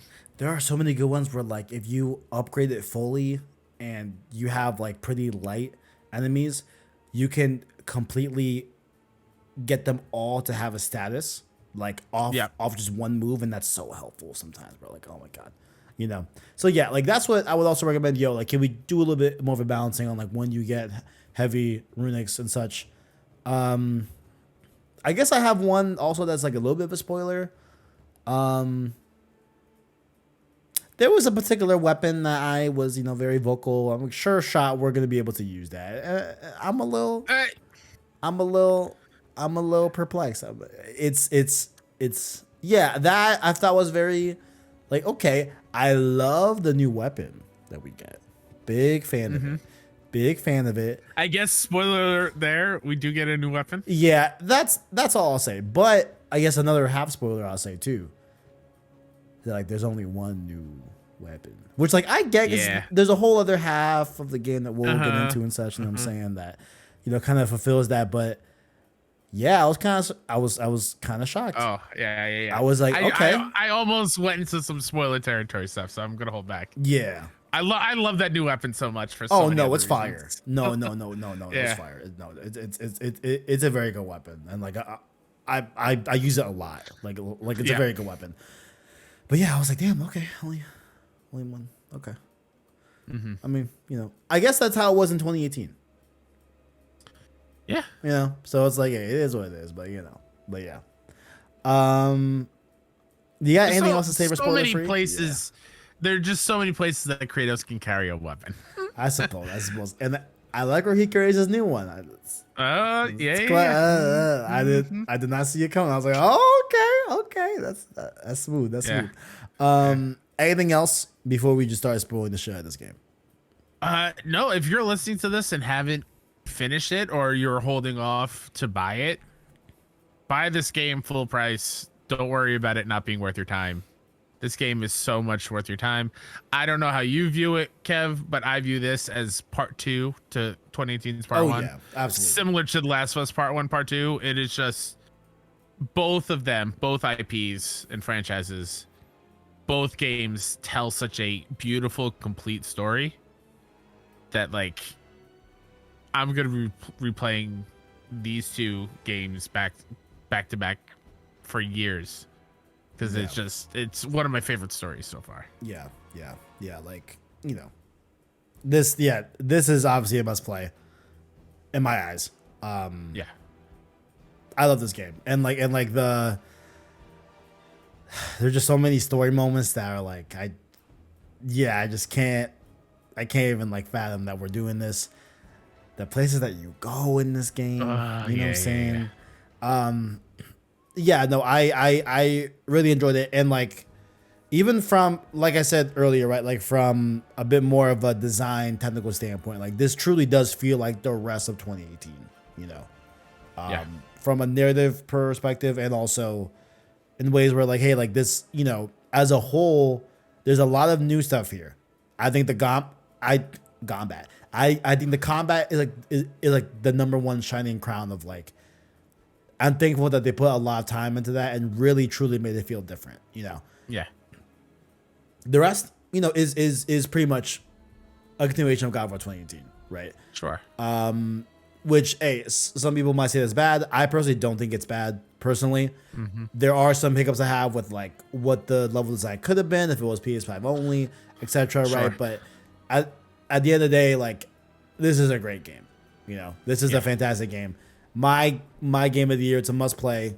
You gotta play this game if you have a PS5 for sure. Yeah, absolutely, definitely. Spoiler time, ladies and gentlemen. If you have not played God of War 2022, if you've not played God of War Ragnarok, please leave the premises. All right, come back later. Okay. Mm-hmm.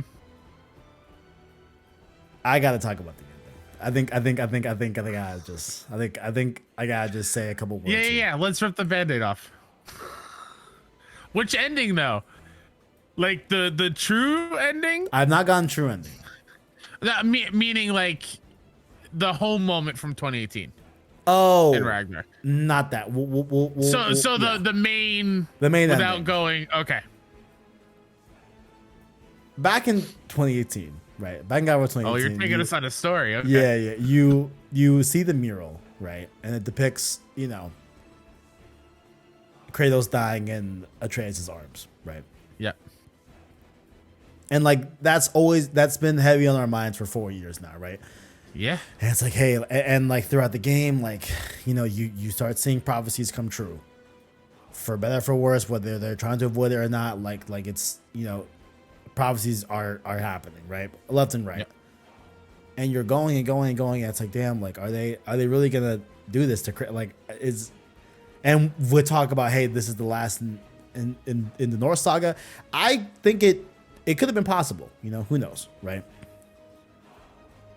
But I think the ending that we got is so much worse, and it's so much more sad, Yeah.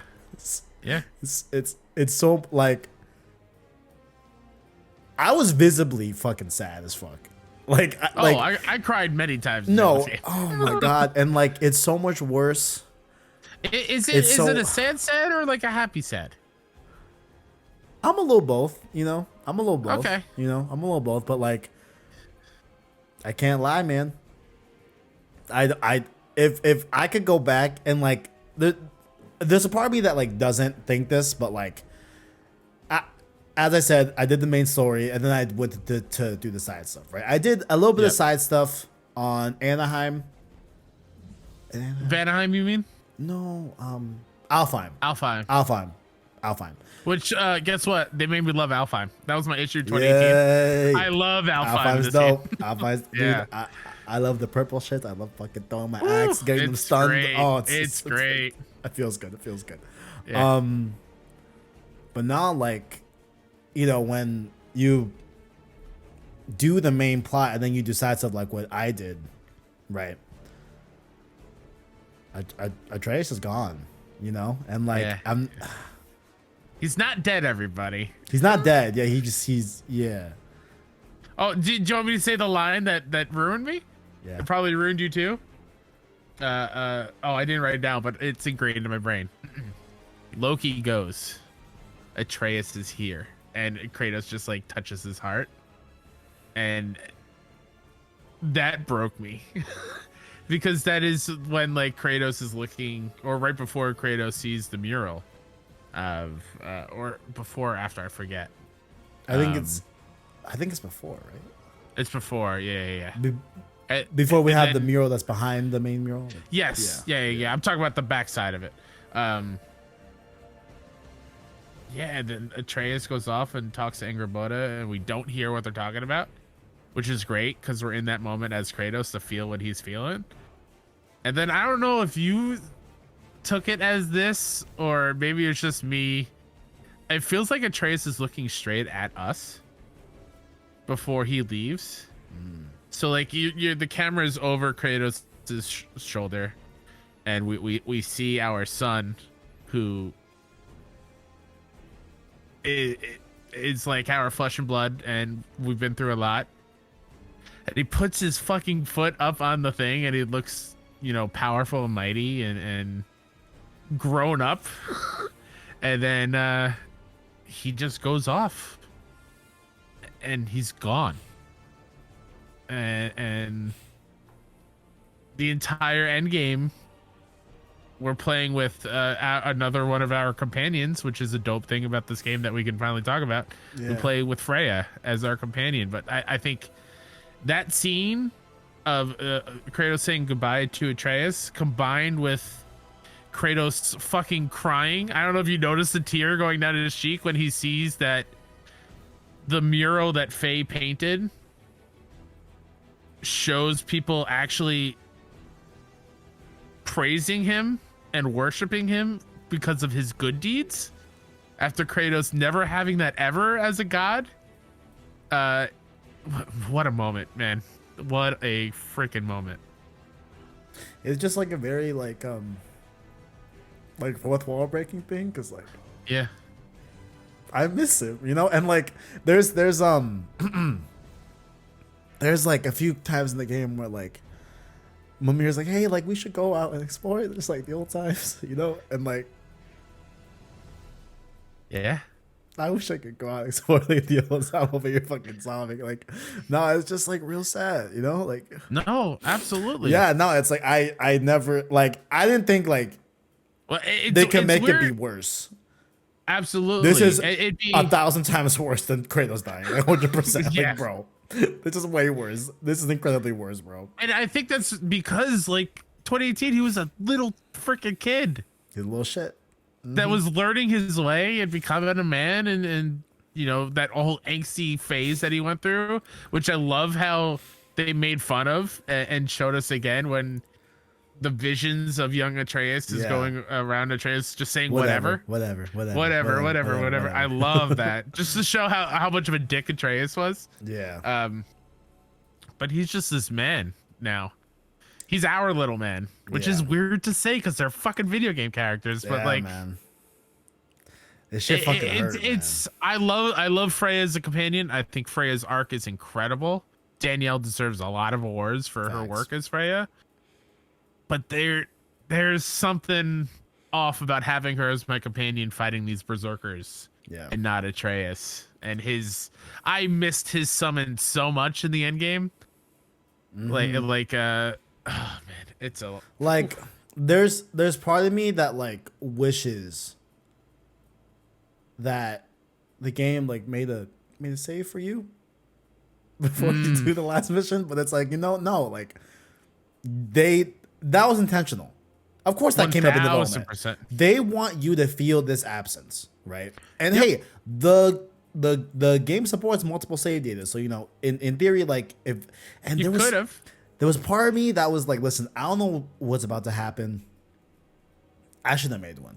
I thought about it, but I'm like, nah, like let me just do it. And like, Yeah.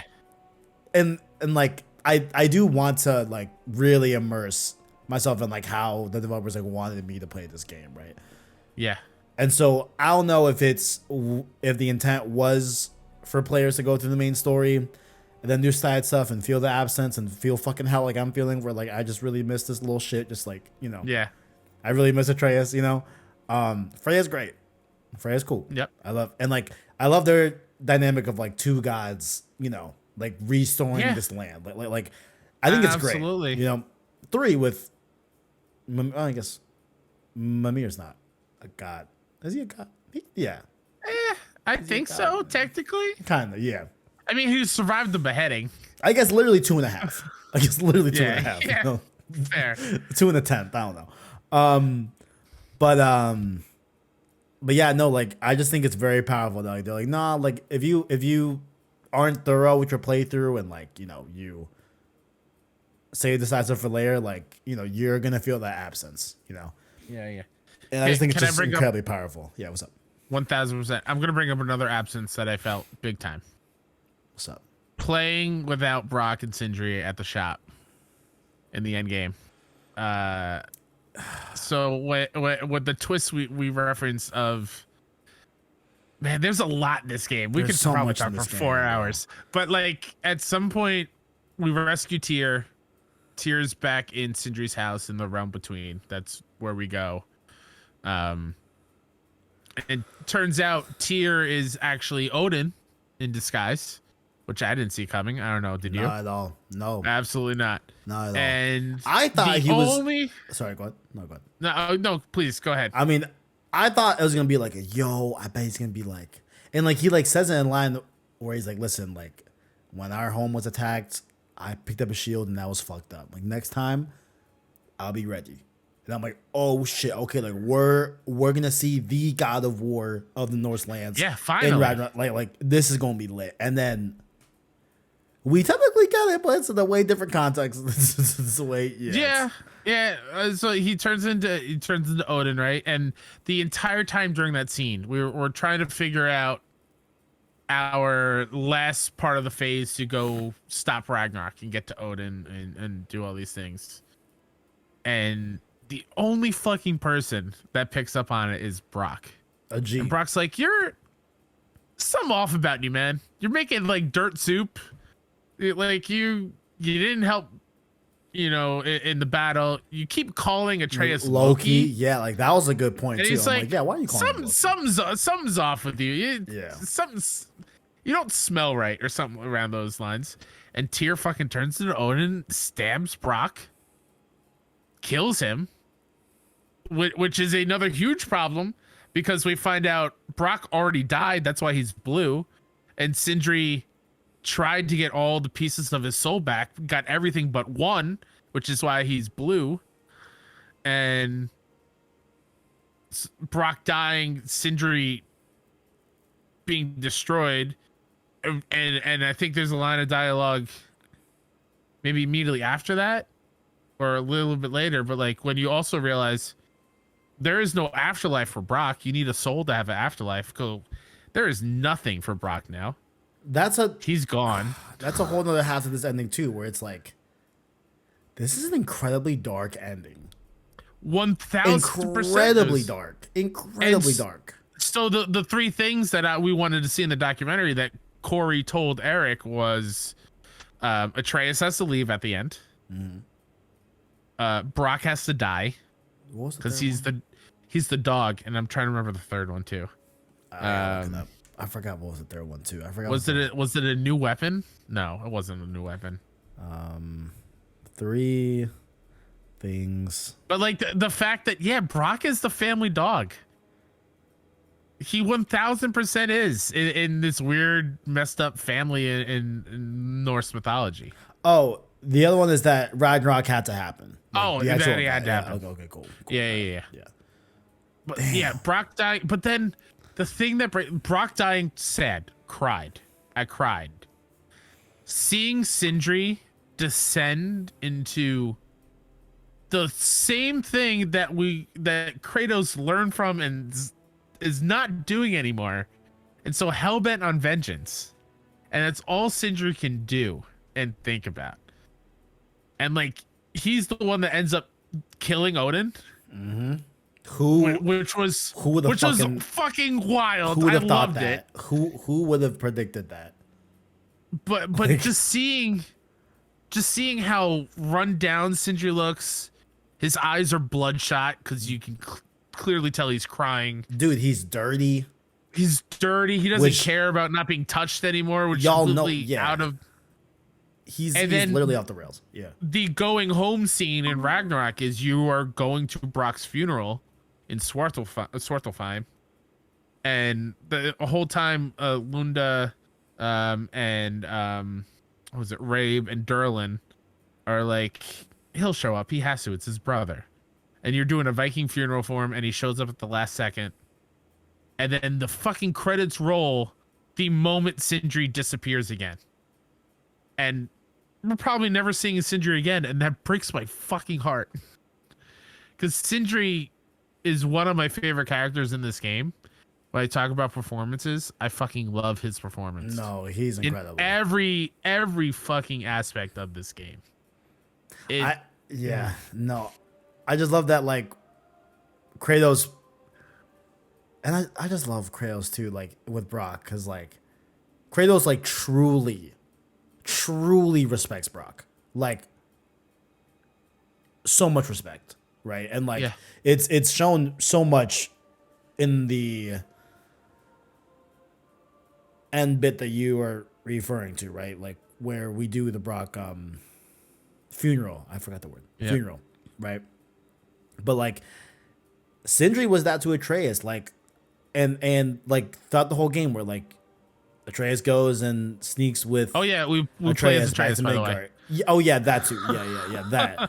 that too, right? And like, you know, Sindri like kind of like looks out for Atreus, you know, when like he knows that he's doing something that he probably should, like, he like acts like the cool uncle, you know, like that like covers the kids back. Atreus is going to find more information on who Loki is. Yeah. And they're sneakily going on these missions. And when he's in front of Kratos, he's like, "Oh, what did you learn, Atreus?" What Kratos clearly knowing that Sindri has already gone out with Atreus on these missions. Yeah. I love that stuff. Yeah. And it's like, fuck, man. Like, to see Sindri because he blames Atreus. You know, And another really, it's not a throwaway line, but it's a small little moment in the grand scheme of things, because it is in the ending where everything's ramping up. But Atreus just so badly wants to apologize to Sindri and make it right. yeah, And Kratos is like, he's grieving. That's what he like. There's no right answer here. yeah. People grieve differently. What his answer is, you just got to live with it, good or bad. And Sindri's like, leave me alone. Man, my notes are all over the places. All over the place. But the flip that Sindri does in this game is like fucking insane. The part when he, I think it's immediately after Brock is stabbed and dies, Sindri goes on this whole thing of like, basically what I wrote down was the end quote, "This is what sorry looks like," and it's him broken down to Atreus when Atreus is saying sorry. He's like, "No, I'm sorry. This is what sorry looks like, because I'm sorry that I even trusted you and let you in as family." And like full going on full like rage grieving mode, and it's incredible. And the thing that I thought about a lot about the Sindri stuff, and please tell me if this makes sense, because I don't even know if it makes sense. I wrote this in the middle of sobbing thinking about it. I wrote, Sindri's ending is sitting with me a day after, because his Ragnarok, the ending of all things, was the death of Brock, his everything. To see him deal with that, and the only one to have lost everything, has been super impactful. So Sindri is the only one in this game that has truly lost everything. He experienced Ragnarok. Yeah. It's fucking wild. And that's how the game ends, with Sindri leaving. Fuck. It doesn't end with Kratos or Atreus or Freya or anything. The last shot of this game before the true credits roll is fucking Sindri leaving. That's how fucking important Sindri is to the story. Yeah. Yeah. It's incredible. Damn. It's incredible. Fuck, man. For me, what Brock's death continues to echo, right, as I play the game, is like, damn, I'm gonna start crying it, because like when Kratos lets Brock bless the sphere, that hits so much more. Now it's like, damn, you know? Yeah. Like a true blacksmith needs to bless any weapon. I love that he had that level of respect to, like, I don't care if you think you can't bless this weapon. Yeah. Like, or clearly knowing you can do this.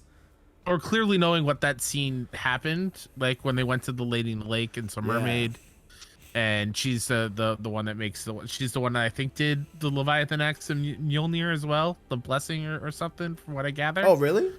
Like, I think they made it, but then they went to her for like the enchantment or something like that. I could be wrong. But mermaids can't see dead things, right? And because Brock doesn't have a soul, he's talking to her and she's not responding because she can't see him. Yeah. And Kratos figuring that out. Yeah. And instead of harping on that, he doesn't even acknowledge it and treats Brock like the friend and family member that he is. Yeah. I love that. And like, and you brought it up. Yeah. I put it on because it came in the collection edition. Man, that fucking spear, Kev. The drop near listen, man. The drop near ring, the spear. That shit goes hard. I don't know if this was part of, I think it was part of the Kind of Funny Spoilercast, which I did watch. I don't know if you picked up on this, and I didn't realize it until Eric said it. The spear is the only weapon that is truly Kratos's, from start to finish. Every other weapon he is gifted or taken from somebody else. This is his from the start because it has his blood in it. Oh. The Leviathan Axe was Faye's. The blades were given to him. Right. Every other weapon in the older ones, pretty sure, were given to him. And it's the spear that he trained with when he was a Spartan. Yeah. That's why I love the spear, is that, like, you get it. I'd say, I don't know, I think it's a little bit over the halfway point. Maybe right at the halfway point. I think it's a little bit over the halfway point, but like it doesn't have like that dense of a skill tree overall, right? And like it's very good at the front because Kratos trained with this. Like this is a Yeah. very he says like, yo, like this is the first weapon that a Spartan uses, Yeah. I And it's really not love some the spear. boring spear either. Oh no. Because it's made from the Dropnir ring, which replicates everything, or replicates itself like nonstop. Yeah.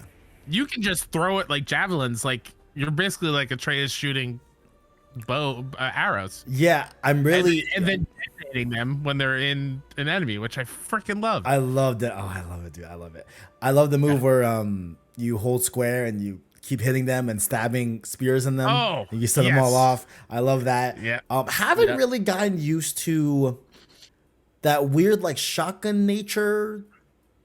Because it's wind based. Yeah, I'm not. I didn't gonna really get the build feel that for up a whole lot. Yeah, Yeah. I'm not getting a good. I just use a it good for feel that. range and It's for then range, like the quick attacks Yeah. when I need it. And also what I love too, which we did not talk about with gameplay, how like over time with these weapons, you're able to tie certain attributes to moves that you do on the skill tree. So you could do it for stun, Yep. for damage, for momentum, I think, to build up either And your build up the status too. Yeah, or build Permafrost, status. whatever. Uh-huh. Yeah. My spear is all stun. Oh yeah. Cause like listen, like when I need to do like heavy damage, like that's where the spear is at. Then I kind of counterplay the blades and the axe, right? Where like what Yeah. you said, I'll make someone go 100% status on frost, switch to the blades, vice versa, stuff like that. I think like that's a really good interplay. But for range purposes, I'm really happy that we gave him a range weapon, with the spear. I'm just a little bit like, damn, like I wish we kind of got a fourth weapon, but it's cool. It's all Yeah. And you brought up a thing of like, yeah, it's wild we didn't get Mjolnir. Yeah, I think it's Because really we wild. saw didn't we get saw those walls, right, with like the yellow glowing thing, and whoever your companion what I is at thought. that moment, they're like, oh, you don't have the thing, like we can't get through it, right? You don't have the thing. It's like, Yeah. oh, it's yellow, Mjolnir, lightning. That's clearly we're gonna use that. And they fucking played us because when you're playing as Atreus and you are teamed up with Thor, which was a wild level, Thor uses the Mjolnir to break through the walls. Yeah. So I'm like, oh, clearly that's the weapon we're gonna use for these other earlier things. Nope, it's the spear. They completely like served us. I mean that the collector's edition has the The ring. ring. I mean, and the hammer Yeah. too, right? Like I Oh, thought and like the hammer. Yeah, I yeah. thought like that was also like their sure shot, and like I just thought like, hey, like I'm sure in development someone's like, hey, like well, let's have Kratos wield Mjolnir, right? And I thought at the very like when we're playing the last mission, I'm like, okay, cool. Like the odds of it happening, I think, are pretty slim at this point. Maybe we get the hammer in the end game exclusively, which I would have been cool with, but I feel like it would have been a similar issue of like Infamous Second Son, where they give you the concrete powers at the very end of the game, and it's like, what? Like if someone did all the game Absolutely. and ended it, like they have no incentive to even like use that power or like anything, Yeah. right?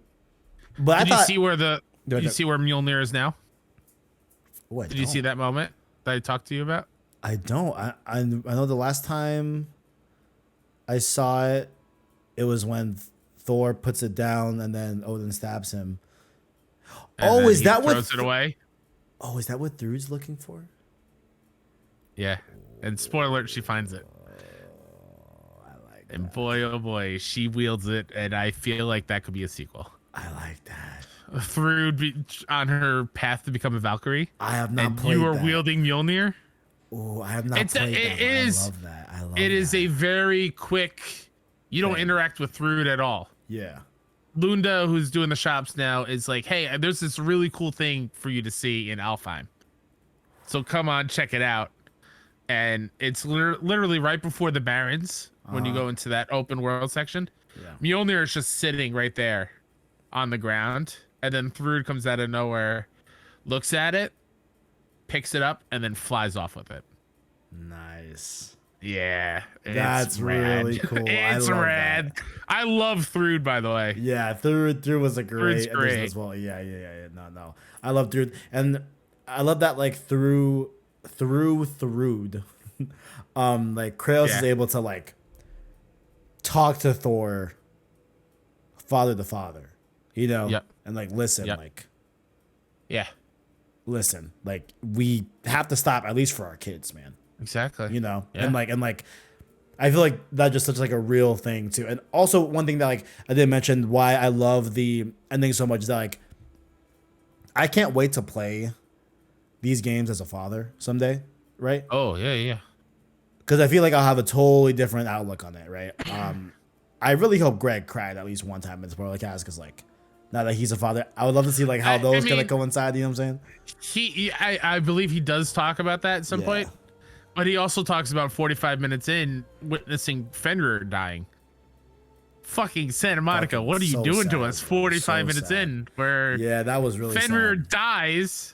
Oh no! And Oh Greg no! just losing Portillo. Yeah, I just And connected that's why he that. cried. Yeah, I just connected that. God damn It's it.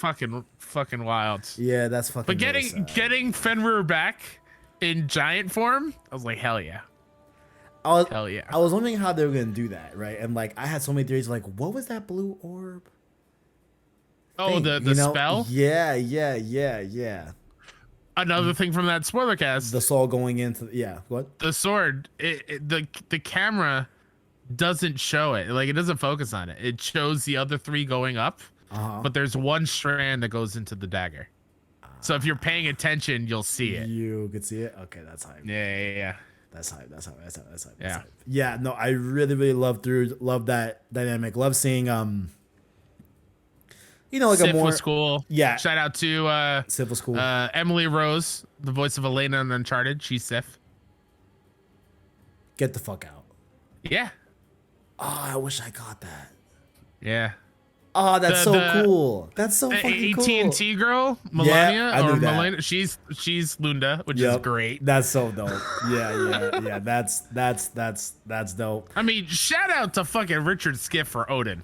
My God. Yeah, that was a good Odin is such a good villain in this one. Odin is That really mob good. boss, smarmy, I love cocky, like controlling everything. That boss fight is rad.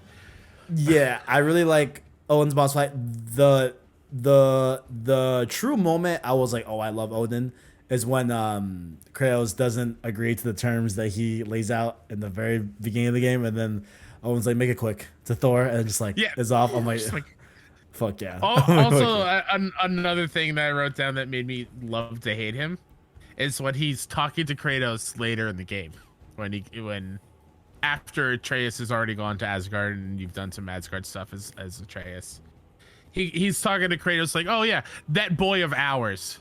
Talking about Atreus like, you son of a bitch. Don't, no. He's a little fucker, you know what I'm saying? I'm like, oh, you're fucking cruel, man. Like, you're real cruel. He's the dad if Kratos was the same Kratos from the earlier games. Yep. Became a dad and not had this meeting with Faye.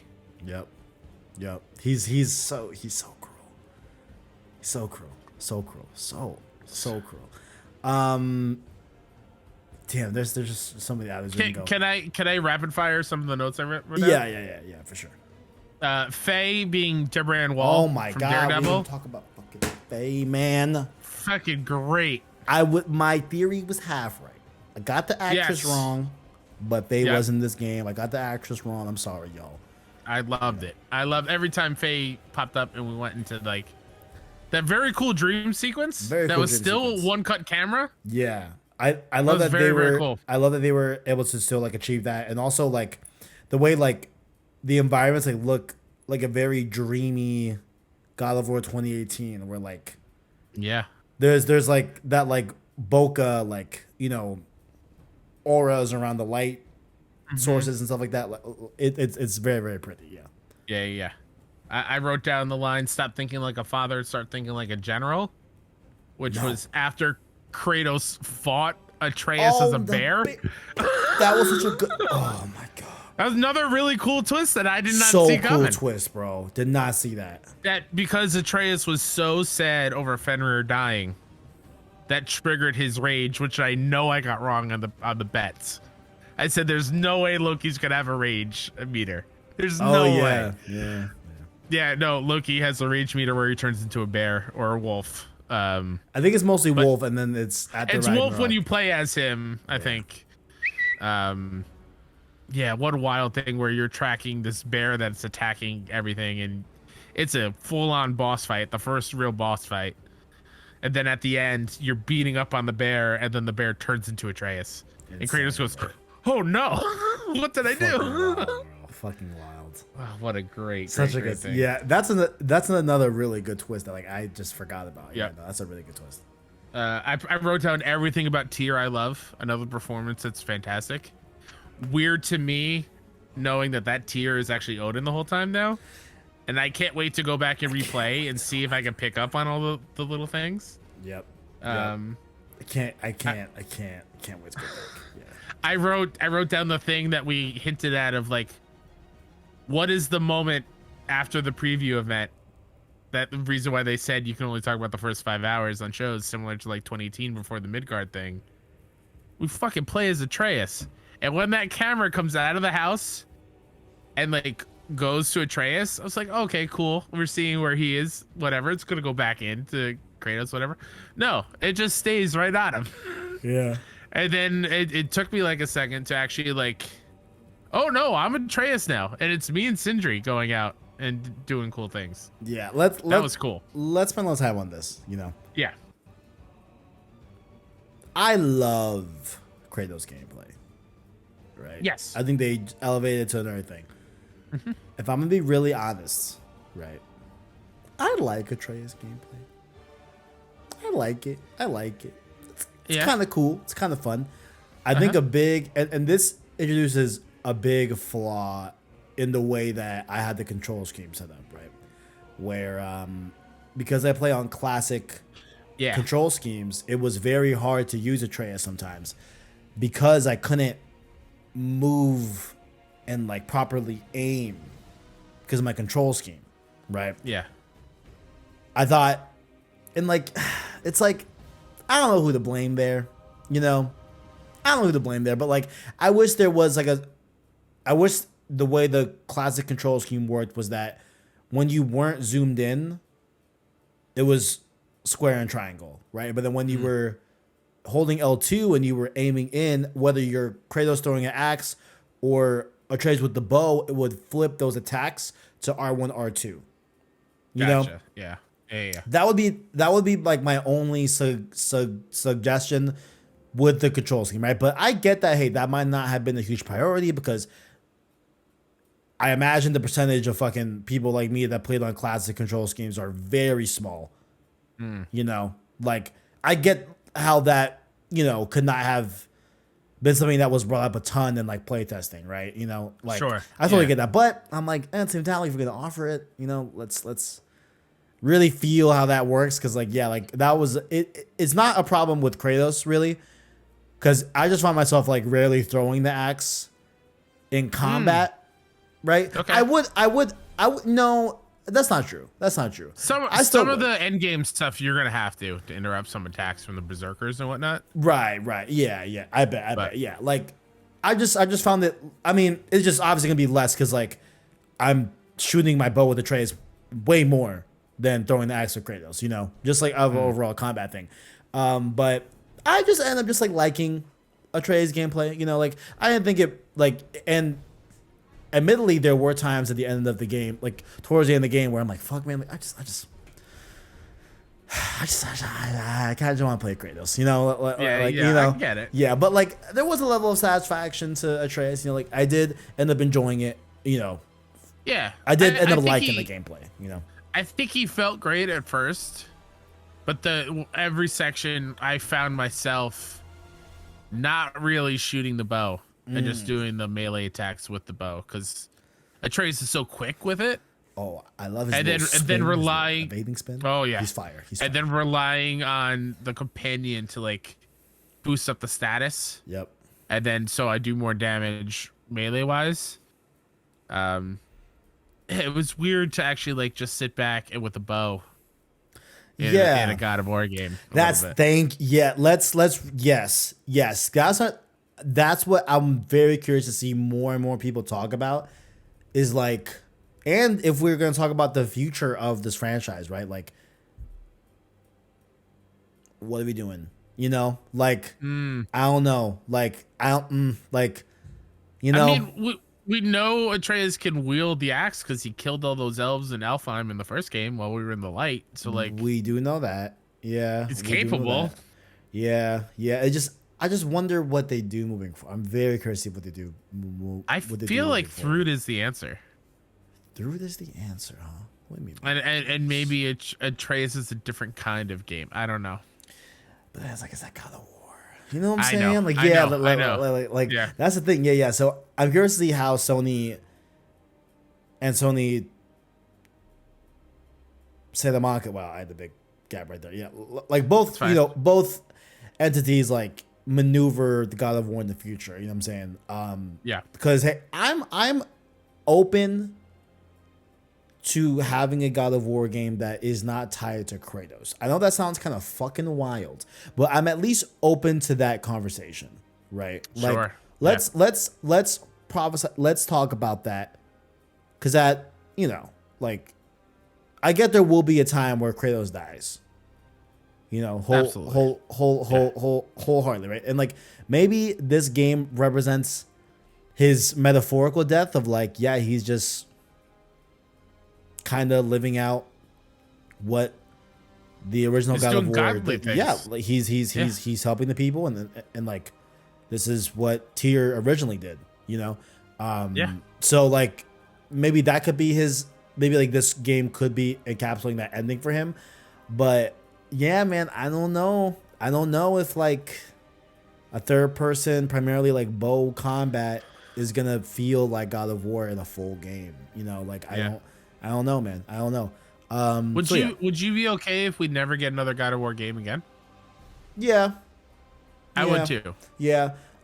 We already know that Corey's developing another game within Sony Santa Monica, Yep. and like, my hope and prayer is that it's sci-fi related. Like, Absolutely. I personally hope that they revive that canceled game. Yes. That's my hope and prayer. That like, I would love to see them fully see that through. Like, that'd be such a great, you know, story, right? To like not only reinvent their original franchise, but set out what they were going to do after Ascension, right? Like, that I would love. Yeah. But yeah, like, I would be okay with God of War ending here personally. Yeah, I don't think it will, especially after this claim of, I mean, not claim, the knowledge of this is the fastest selling first party PlayStation game Absolutely. ever. Like, It still Yeah. holds some power to it. and with the show, like I bet they want to keep God of War around, right? Which like, and it is their, Absolutely. I guess besides Ratchet is the other one, but like, is their longest running franchise within PlayStation history. I guess Gran Yeah. Turismo as well is a Gran long one. Turismo up Yeah. there. Yeah. GT, Ratchet, and God of War. Mm-hmm. Can't think of another one off, at least off the top of my head. That, like, are still I would relevant. guess Uncharted after that, but that's PS3 era. Yeah, yeah. Uncharted 2007. Yeah, that's probably the other oldest one too. Everything else is pretty much new, aside from things that I'm sure we're not thinking about. But Yeah. but yeah, man, I don't know. Would you would be okay with it ending here? 1000%. Yeah. I felt the same way, and I apologize for keep referencing Last of Us because I think it's a great comparison. I felt the same way after 2018, where the same way I felt about Last of Us 1, where that is a great story. I don't need another game. It's fine. Yeah. But both Part 2 and Ragnarok are the masterpiece games that we didn't need. But I'm so happy we got. Oh yeah. That's kind of how I view it. So like, what's your thoughts on like Atreus gameplay overall? Like, Yeah, so like What do you I love how he's a little bit quicker, yep. and I love his finishing maneuvers, like you mentioned, like the twirl or some of the other stuff. I really loved his pairing with Angrboda and Ironwood, which I'm sure we'll get to. I love the Angrboda like color smoke stuff aesthetic. Oh yeah. It was gorgeous.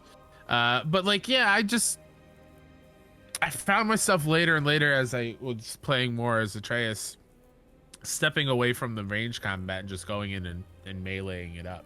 Yeah. And I don't know why. Maybe just because I'm used to being up close and personal as Kratos. I don't know. Yeah. Yeah. Like it did feel odd to use a bow, right? And like, but granted, like, I mean, granted, like, you could say, oh, why does that feel weird? But Kratos using the drop near spear doesn't feel weird. Sure. You know? Yeah, and it's like, nah, I mean, like, but like that's not the main utility of the drop near spear. That's a part of it that I think works well because you have to get out of aiming and then slam it on the ground to detonate those, and like you get to go in more, and it's very strong from a melee perspective as well. Like it's quick, I'd say too. Like very quick, very very strong. Like, and the range combat is not the whole package of the spear. Granted, absolutely. Atreus hits enemies with the bow, right? Which I thought was like, okay, so he's using his bow for long and short range combat, but then he has a sword, which I was like, well, can we? Oh, that sword was cool. Yeah, sword was dope as fuck, dude. I fucking love that sword. Love that sword. Love that sword. Do we know what happened to it at the end of the game when the one that goes by himself? Yeah, the Freyr sword. Yeah. I believe it got destroyed in Ragnarok with Freyr. With Freyr? Damn, that's kind of sad. Yeah, that was very sad. I didn't love Freyr from a character standpoint. Yeah.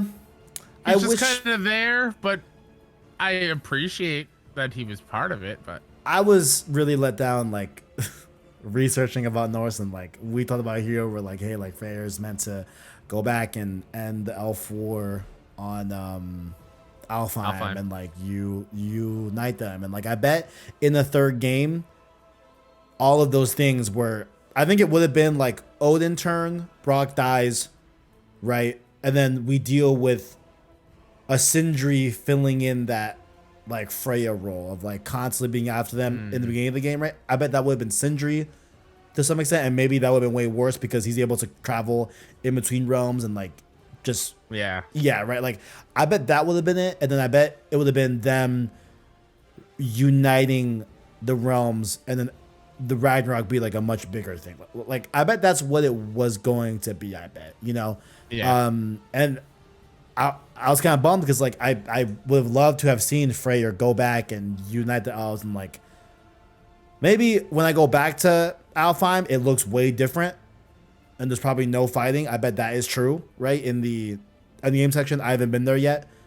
After I beat the game, I bet that's probably the case most likely. But yeah, I would have liked to see that with Freyr, because like that's such a cool concept. Like I wish they, going back to my unhinged list, Atreus trying to open a chest. Love it. Where he punches it like he sees his dad does, and he's not strong enough. Love it. It's fucking great. Another real small thing about that Atreus and Sindri thing. Again, I'm a sucker for details. When the elevator isn't working, and Sindri takes out a shovel, right, and puts it in, and then you can use the lift. Okay. When you go back to that same elevator later in the game with Kratos, the shovel handle is still in there. Nice. Like it's that small little detail that I love. That's nice. That's nice. All I wrote was Freya looks unhinged, and I love it. Yeah. I think that's in reference to when Atreus goes to try to talk to her and be like, "Listen, we need your help. Stop trying to kill us." I love it. Yeah. It's fantastic.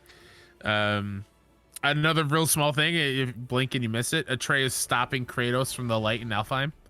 When he sees it again, Kratos reaches for it, and Atreus like pulls him back. He's like, "No, not after last time when you left me alone." Another real small thing. I was like, yes, that's great. Yeah. Incredible moment.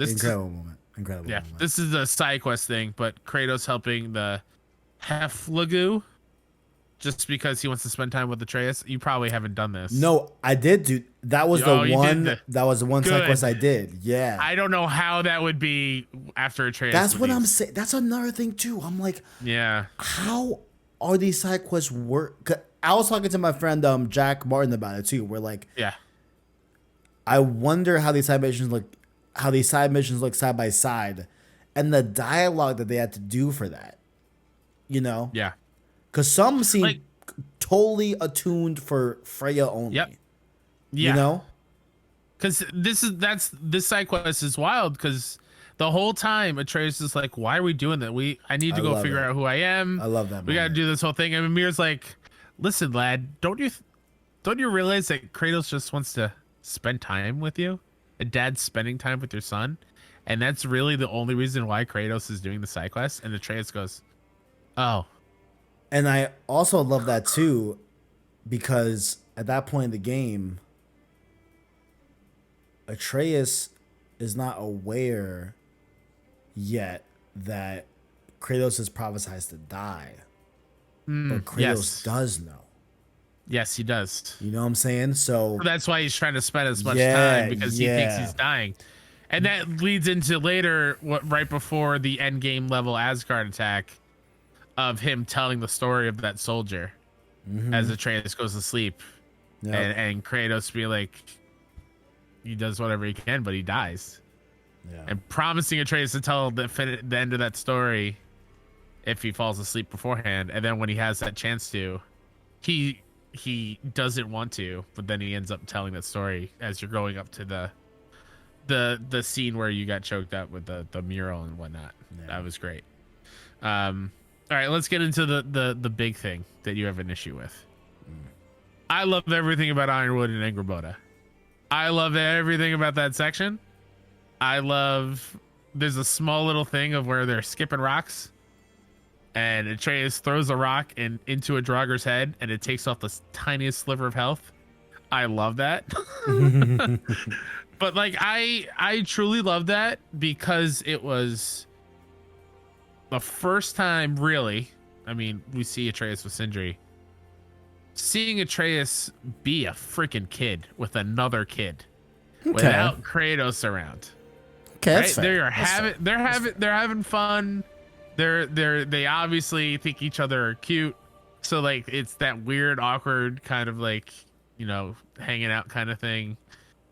It was important to me to have Atreus get that moment of him doing his own thing, and all that info there was necessary. I understand it's a little bit slower and whatnot, but I don't know. What did you think about it? Yeah, I'm on side where like I think it's a little bit too slow. Sure. I like the grandma boss fight. I think that's such a like unique, like really so cool, like Finally seeing a giant. yeah, like Yeah. really different, like very different, really cool fucking moment. I love that. Voiced by Deborah Wilson, Oh, for real? who's going to of be course. Amanda Waller in Suicide Squad. Yeah, of course, of course. Yeah. She's in Fallen Order as well. Yeah. That's right. And yeah. Destiny too, I think. Oh yeah, is she at Korra? I think so. I think she might be at Korra. Yeah. Yeah. She's yeah. I really did love that boss fight and everything, but yeah, I just felt like the like Troy section was just a little bit too much. Sure. Just like I get that. and like and yeah, just that's That's fair. I'm with that side. I just think it just went on like a little bit too long. There's some really good moments in there, but I can see that it's a little long in the tooth. Oof, man, the one that got me cry. My first cry was when Kratos wants to spend time with Atreus. Yeah. The other one, oof, man, was, and I cried a lot, was when you get to see the peak from the first game. Yeah. I took a screenshot of that shit. I'm like, fuck. Yeah. Holy shit. Holy shit. That was incredible. I was really, really happy with that too. That, like, You didn't think you were going to see that again, right? Nope. Yep. I know we were in Jotunheim, but I'm like, seems far away, whatever. I don't know. But Yeah. but to see it in that vista, I loved it, bro. I loved it. Loved it. There's something else in Ironwoods that I wanted to bring up. I mean, Oh, gotta the talk snake. about the snake. Yeah, that's Yeah.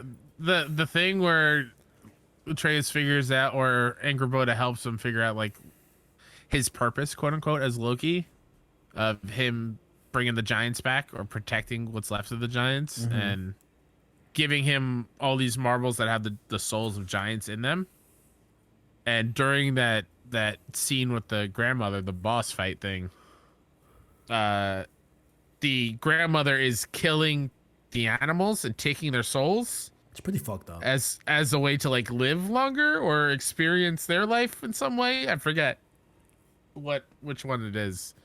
But they discover a snake and he puts a soul of a giant into it. Snake comes back to life. It runs away.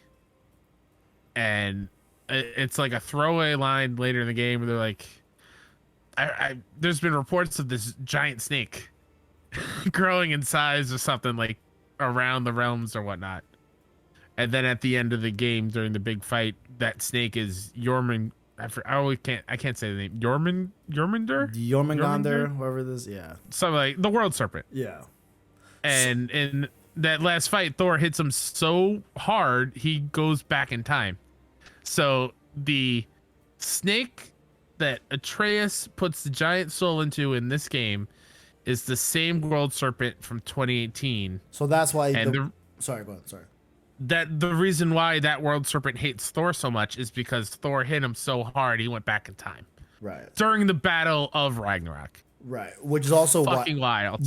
Which is also why he recognizes Atreus. Yes. Right? But I still don't.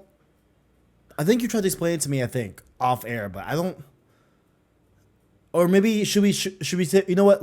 Let's save it for the predictions because like it is one of the questions that we have for the predictions. We'll hit it there, but I am stuck on one aspect of that, right? But we can get to that when we get to that. But just overall I thought it was cool. You know what I'm saying? Really loved Angerboda's character. I love her struggle with like, well, this is all I had to do. Like this is what I'm kind of done here, and then Atreus giving her the talk of like, listen, like you don't, and it's what Kratos echoes later on in the game too, where it's like fate doesn't have to bind us, like fate doesn't have to, you know, like we can make our own fate based off our actions and like what we do. And I like that Atreus was able to give that wording to Angerboda as well. That was very cool. Love her character, and I'm sure we'll be seeing more of her. I hope so. Yeah, I'm sure. A couple of rapid fire ones. Yeah, because it's a little bit long. Yeah. It's long and a little bit long. Nidhogg boss fight, great. Who? The Nidhogg fight in Vanaheim with Freya. The beast, the monster, whatever that lives on the world tree that binded Freya. Oh, fucking Vanaheim. Awesome. That boss fight was great. One of my favorite boss fights in the game. Facts. Yep. Really fun boss fight. Yeah, that's a great one. I believe Freya says to a raven or something, send Odin my regards. Mm-hmm. Fucking great moment. Love that. Let's see. The first hug in Helheim when Kratos opens up to Atreus. And then we get another hug later. Yeah. Fucking great. The bar brawl in Asgard with Thrud, Atreus, and Thor. Fucking great. Love that Thor's too. great. But I want to end on one character before we get into the predictions.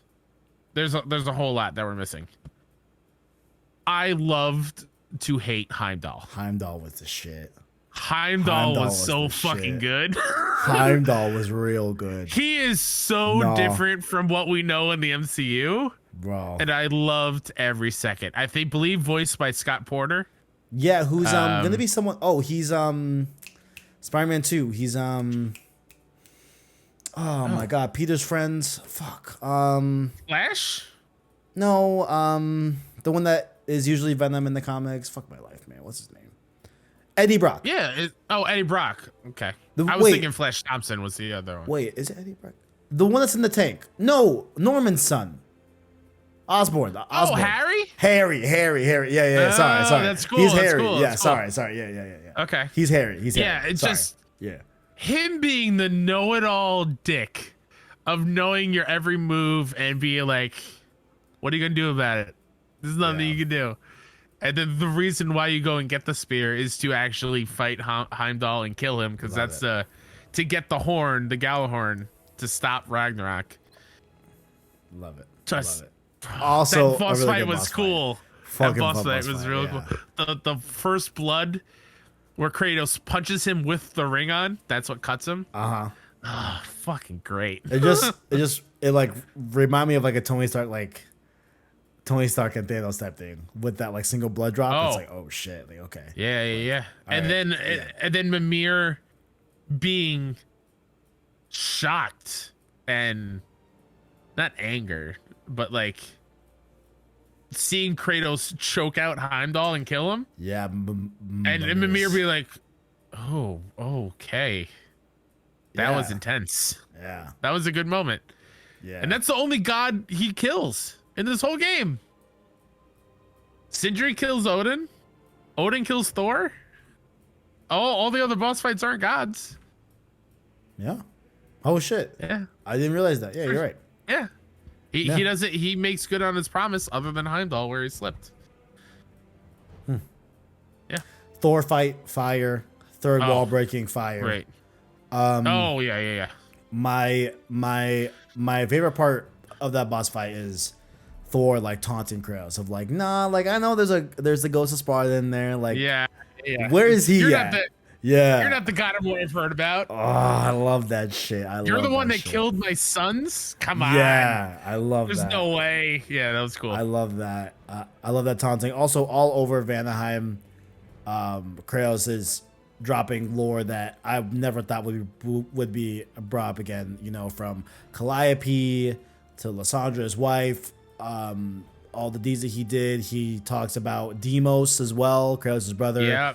That was huge. Yeah, I love those. Him opening up and being more personable and talking about his feelings is wild. Super cool. Super cool. Yeah. Definitely did not drop why he's white, like white skin. Oh, like yeah. Yeah. I get it. I would love to see. Yeah. Another thing that I wish we heard about. I'm not talking about who blew the horn because I've given up on that in the 2018 game. Who drew the freaking glyphs in this game? The first game that was such a huge thing of it being Fae. Who did the glyphs here? Is it just a thing that they're like? Could it be Fae? Could it also be Fae? Yeah. Because I guess behind the mural, like we see like how the events actually played out. Oh yeah, you're right. That's what I thought. Right. Like, okay, so maybe it was Fae again, which I'm like, that's fair. Okay, all right. It is what it is. Yeah. Now, you brought up. So you said that you quit figuring out what the horn was.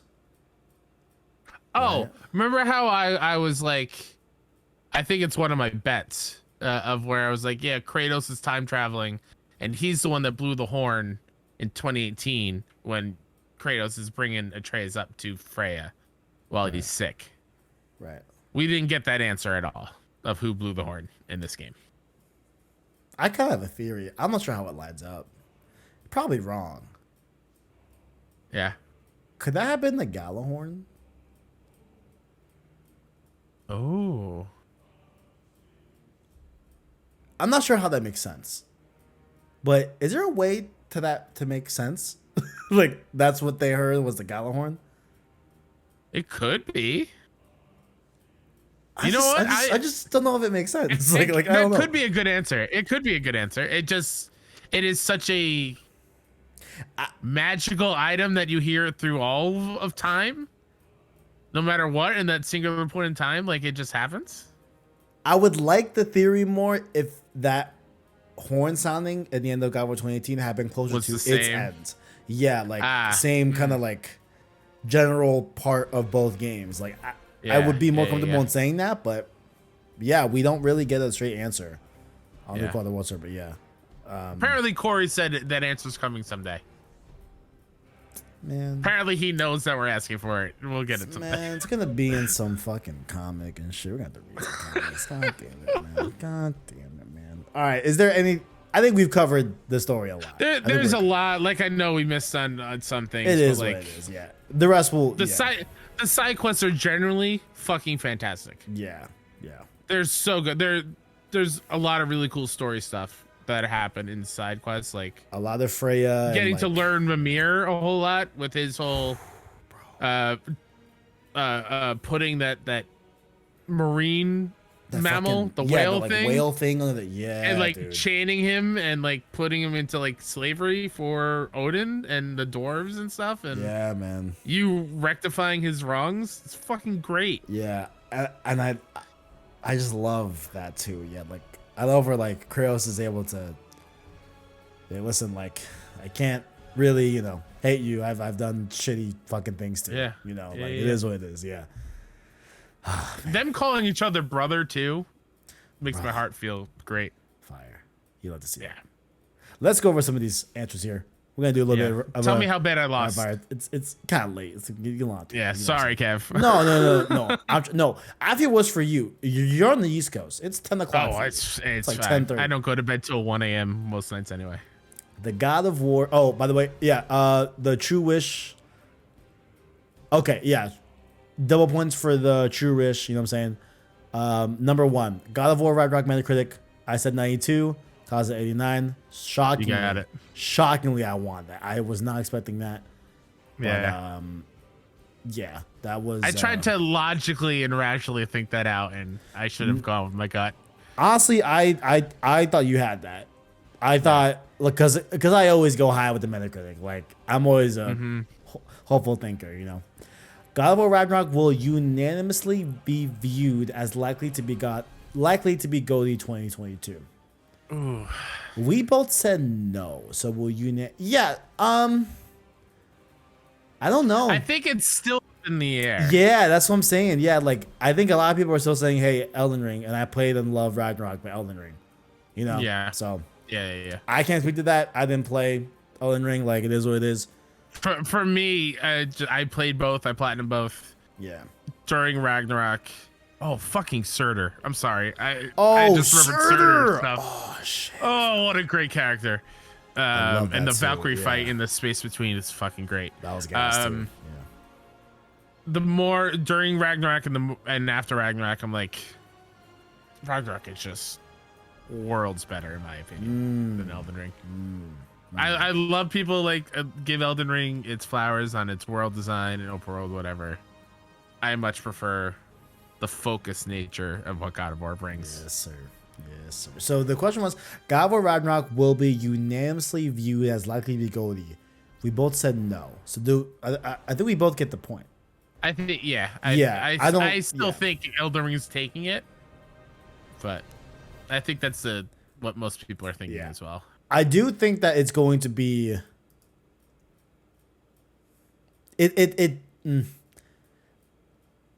Before Ragnarok came out, I was like, hey, like I'm pretty sure Elden is gonna win. Right now, I think it's actually like a toe to toe. Like it's got a good shot. We're gonna see what happens. Yeah, for sure, for sure. Kratos will tell Atreus and Mimir about his past in more detail. Oh, we both said yes, so I think we get the point. 1000%. Multiple times. I think was Atreus in Vanaheim? No, but I mean Kratos before the hug, right? Kratos and Atreus have a deep talk about their past. Okay. About his past. Yeah. But I'm pretty sure that happens. Either way, we both get points, so yeah, we're good. Yeah.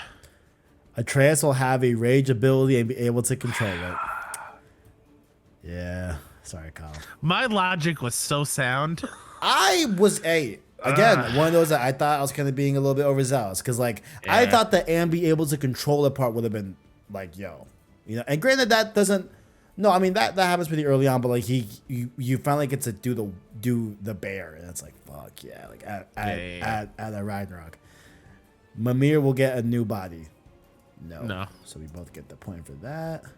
Oh God, and when I'm just thinking about more moments of Atreus when he would again out of overwhelming emotion attack Sindri. Oh yeah, and then it also begins the spiral of Sindri not loving Atreus, I guess. Oh man, what a fucking run! What a game. Run! Okay, this is my true wish, which I got horribly wrong. You hate to see it, Kyle. Congratulations. Kevin will get his true wish to come true and will return to Greece. I fucking hoped so, but no. There were multiple times I thought we were going to Egypt, though. Oof, bro, imagine. There were multiple times when we picked up collectibles and stuff that looked Egyptian in nature. Like, ooh. Oh, shout out to the poems. What a great way to reference other man. To celebrate PlayStation Studios. So I didn't good, realize, man. I didn't realize what they were doing until I picked up the Death Stranding one. I was like, wait, that's the map of the United States in Death Stranding on the cover of the poem. And then when you read it, it's like, oh no, they're totally talking about BB and the BTs, whatever. And then I went back and read them all. I'm like, holy shit, that's Concrete Genie. Yeah, That's I saw Uncharted. Concrete Genie. I didn't get Uncharted. there's- I don't think. I think Uncharted. There's Uncharted. There's a Bloodborne one that's only like 4 lines and it's great. I got Horizon. Yep. There's one that I'm not sure. I think it's Destiny, Oh, but I can't tell Really? from the logo on the cover. It talks about a big orb and 9 armies. And I was 9 just like, what? armies. Oh yeah, that one. I don't know what that one is either. It's got to be Destiny. It has to be. Big orb, but I don't know about 9. I don't know where the 9 It, armies like thing big, is. it says something like big orb floating. I definitely know. the Yeah, city, that's whatever. clearly the Traveler It's and the not Velocity. Days Gone, Yeah. because Days Gone is a different poem that you pick up. I don't know. Yeah.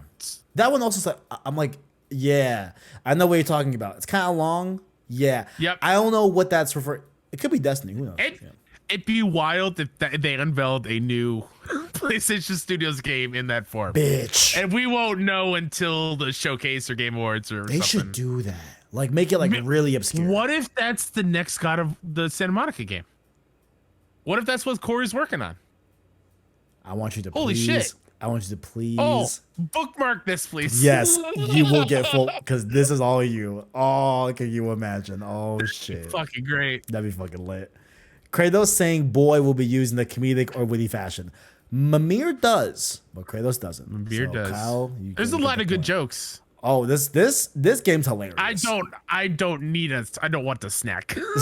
That I love when Brock is like looking at Atreus and it's like, what the fuck is that? I love that. That's the funniest thing. That's the funniest moment of the game. For me. I was There's literally another side quest you do for Lunda, where you have to go get her orb. Oh, I did get her something. orb. Yeah. And it's literally just the ball for the dog. It's like a tennis ball. And Kratos goes, "What?" Because when they get it, Kratos like, no, we must be careful of this orb. We don't know the nature of this careful. orb. We Please don't know. be careful. We will know what this weapon could do. Oh man, we will have more or less than 3 new fucking fat L LMAO. We will have more or less than 3 new weapons, not from the first game, controlled by the player. Kyle, congratulations, sir. Fat L. Fat L. I don't know why I thought we would get like a weapon wheel in this game. Wait a second. I'm just trying to think. We play as Atreus now. Does the sword count? That acts on its own. It is like a sub attack, right? Yeah, I think the nature of this question truly The was main weapon. truly was like Kratos. Yeah, like Okay. or just about my like main weapons. And if you are counting main weapons, what it's just the bow and the spear. Yeah. Sure. Yeah. Okay. Number 9. Freya will forgive Kratos for God of War 2018. Shocking. Okay, we can talk.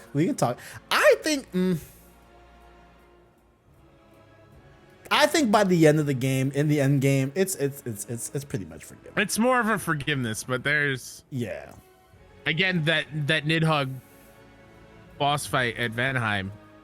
The moment Freya is now free and can go wherever she wants, she was like, okay, now I helped you.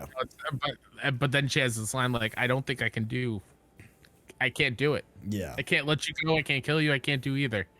I don't know. Yeah. And yeah, man, so many good character arcs.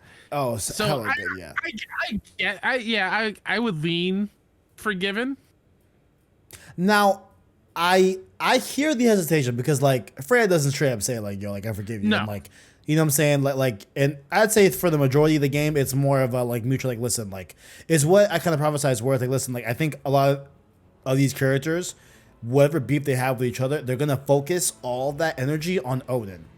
And be like, no, like he is the root of all of this. You know what I'm saying? Like, and that's where I'm thinking of the last moments of Odin, where they're passing around the marble with Odin's soul in it, and Freya's like, I can't do it. Right. Like I realized that vengeance isn't the answer, and Yeah. I think in that way there was like a little bit of forgiveness there.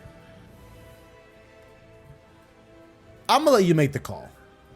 You know, I'm down to split it. Sure, Let's we can split it. She also gives Atreus back the necklace too. Yeah. Yeah. Right. He does. I mean, she does. She does.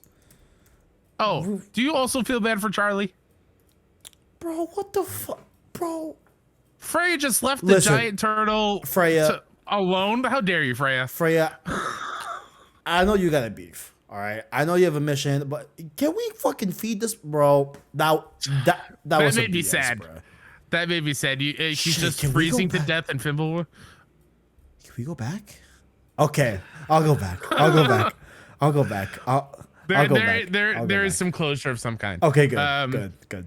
Oh, and the fucking boar from 2018 is a real human. Again, so many things in this game. I forgot about that too. I forgot Hinsville. Yeah. It's like it's a weird. Yeah, that's so. When he was like, "Oh, you're taller than from the last time I saw you." I'm like, I've never seen you before in my entire life. He goes, "Yeah, last time you stuck me like a pig," and then I think he has like some gold on him, just like the boar. Yeah. And then they talk about it. I was like, holy shit. That's dope as fuck. That's really dope. That was That's cool. super dope. Faye will be in God of War Ragnarok. Congratulations. We both get the point right there. Yes, sir. Yeah. We will find out who called the world serpent. Fat L for both of us. Look at that. Big L. Number 12. We will fight all the Greek. What? Oh, I think that was my High in the Sky, wasn't it? no. Yours is okay. Wait, is it? It might have been. Because I thought we went back to Helheim and we were gonna fight the Greek gods in Helheim. Yeah. Yeah, there's that's another I wish sore point. Like, if you're gonna give us listen, man. If you're gonna give us Zeus and Athena, I was shocked that they're just kind of absent as far as I'm aware in this game. Like, yeah, I was like, damn, like, I mean, I get that, like, this is very focused on Ragnarok, and I understand that, like, there might not have been a lot of time, but, like, while we were in Helheim, come on, man. Yeah. And I still have to do that side mission where I close the tears in Helheim that I forgot the original dog's name. Garm did for Hraesvelgr, which is the big eagle in yeah. I hope that leads to something that I was looking for, but I don't know if we're actually gonna go. See, like, that's another thing too. I'm like, damn, like there's like certain threads I'm like not knowing who called the world serpent. That's a major thread that seems to be missing in this game. Us not going to beyond that point in Helheim where Kratos is told not to go to. I was, let's go there in Ragnarok, you know. But yeah, it's yeah. Oh yeah. By the way, end game stuff. Go back to Niflheim, and the real Tyr is in a prison. Yeah, that's the most fucking insane shit fucking ever. Because I forget if we talked about this before we recorded, but Odin can only turn into people if they're alive. Yep. So he legit just had a prison in Asgard, which once Ragnarok happens, Asgard gets splintered up and goes across all the different realms, which are like end game missions and whatnot. You find the prison, and inside are a dwarf, an elf, and fucking Tyr is still alive, just chilling there. The real Tyr. And now that you free him, he's just around the world, and you can run into him. That is literally fucking insane. It's so cool. That's literally insane. 13, is Kratos going to time travel in Ragnarok? I thought so. Fat L for both of us. Fat L is not World Serpent did. Indeed. And then we have bonus questions, I guess, here. And I thought one of these were your Make-A-Wish thing. Oh, that's what I thought, but I'm not sure. My Make-A-Wish? Sorry, what the fuck is that? I'm sorry. The wish is the true wish. Oh, man, I'm so appreciative, Kev. Thanks for having me. I said Make-A-Wish, babe. What the fuck? what God of War 2018 event? What God of War 2018 events actually set Ragnarok into motion? You said I think it's yeah. You said killing the dark elf on Alfheim. Yeah, which that also doesn't get a big. I think they approach it, but I don't think we get a concrete thing. Okay. Like during the whole Alfheim section, they talk about, yeah, what if we were on the wrong side? Right. Oh my god! And that now that I'm realizing that was literally Odin as Tyr during that section. So who knows what he was telling us is true or not? Wait, what? But like, when we free Tyr is with us in Alfheim, right? In Ragnarok? Yeah. He comes along with us on that mission. Yes, Tyr is with us, right? Right. Yeah, but that's literally Odin as Tyr, not the real Tyr. So who knows what he is saying to us is actually true or not? You know what I'm saying? Oh, I see what you're saying. And doesn't he also save Kratos and Atreus from the lake? No. Oh, I mean, he like pulls them up. Yeah, so Yeah. why would Odin do that? Because he needs Atreus? Yeah. I guess. I think he needs Atreus because he needs them to But make the match. For that dark elf dying in 2018 and that answer, I think we approach it, but that is not what started Ragnarok at all. It's still Death of Balder as far as I'm aware. It's Balder, yeah.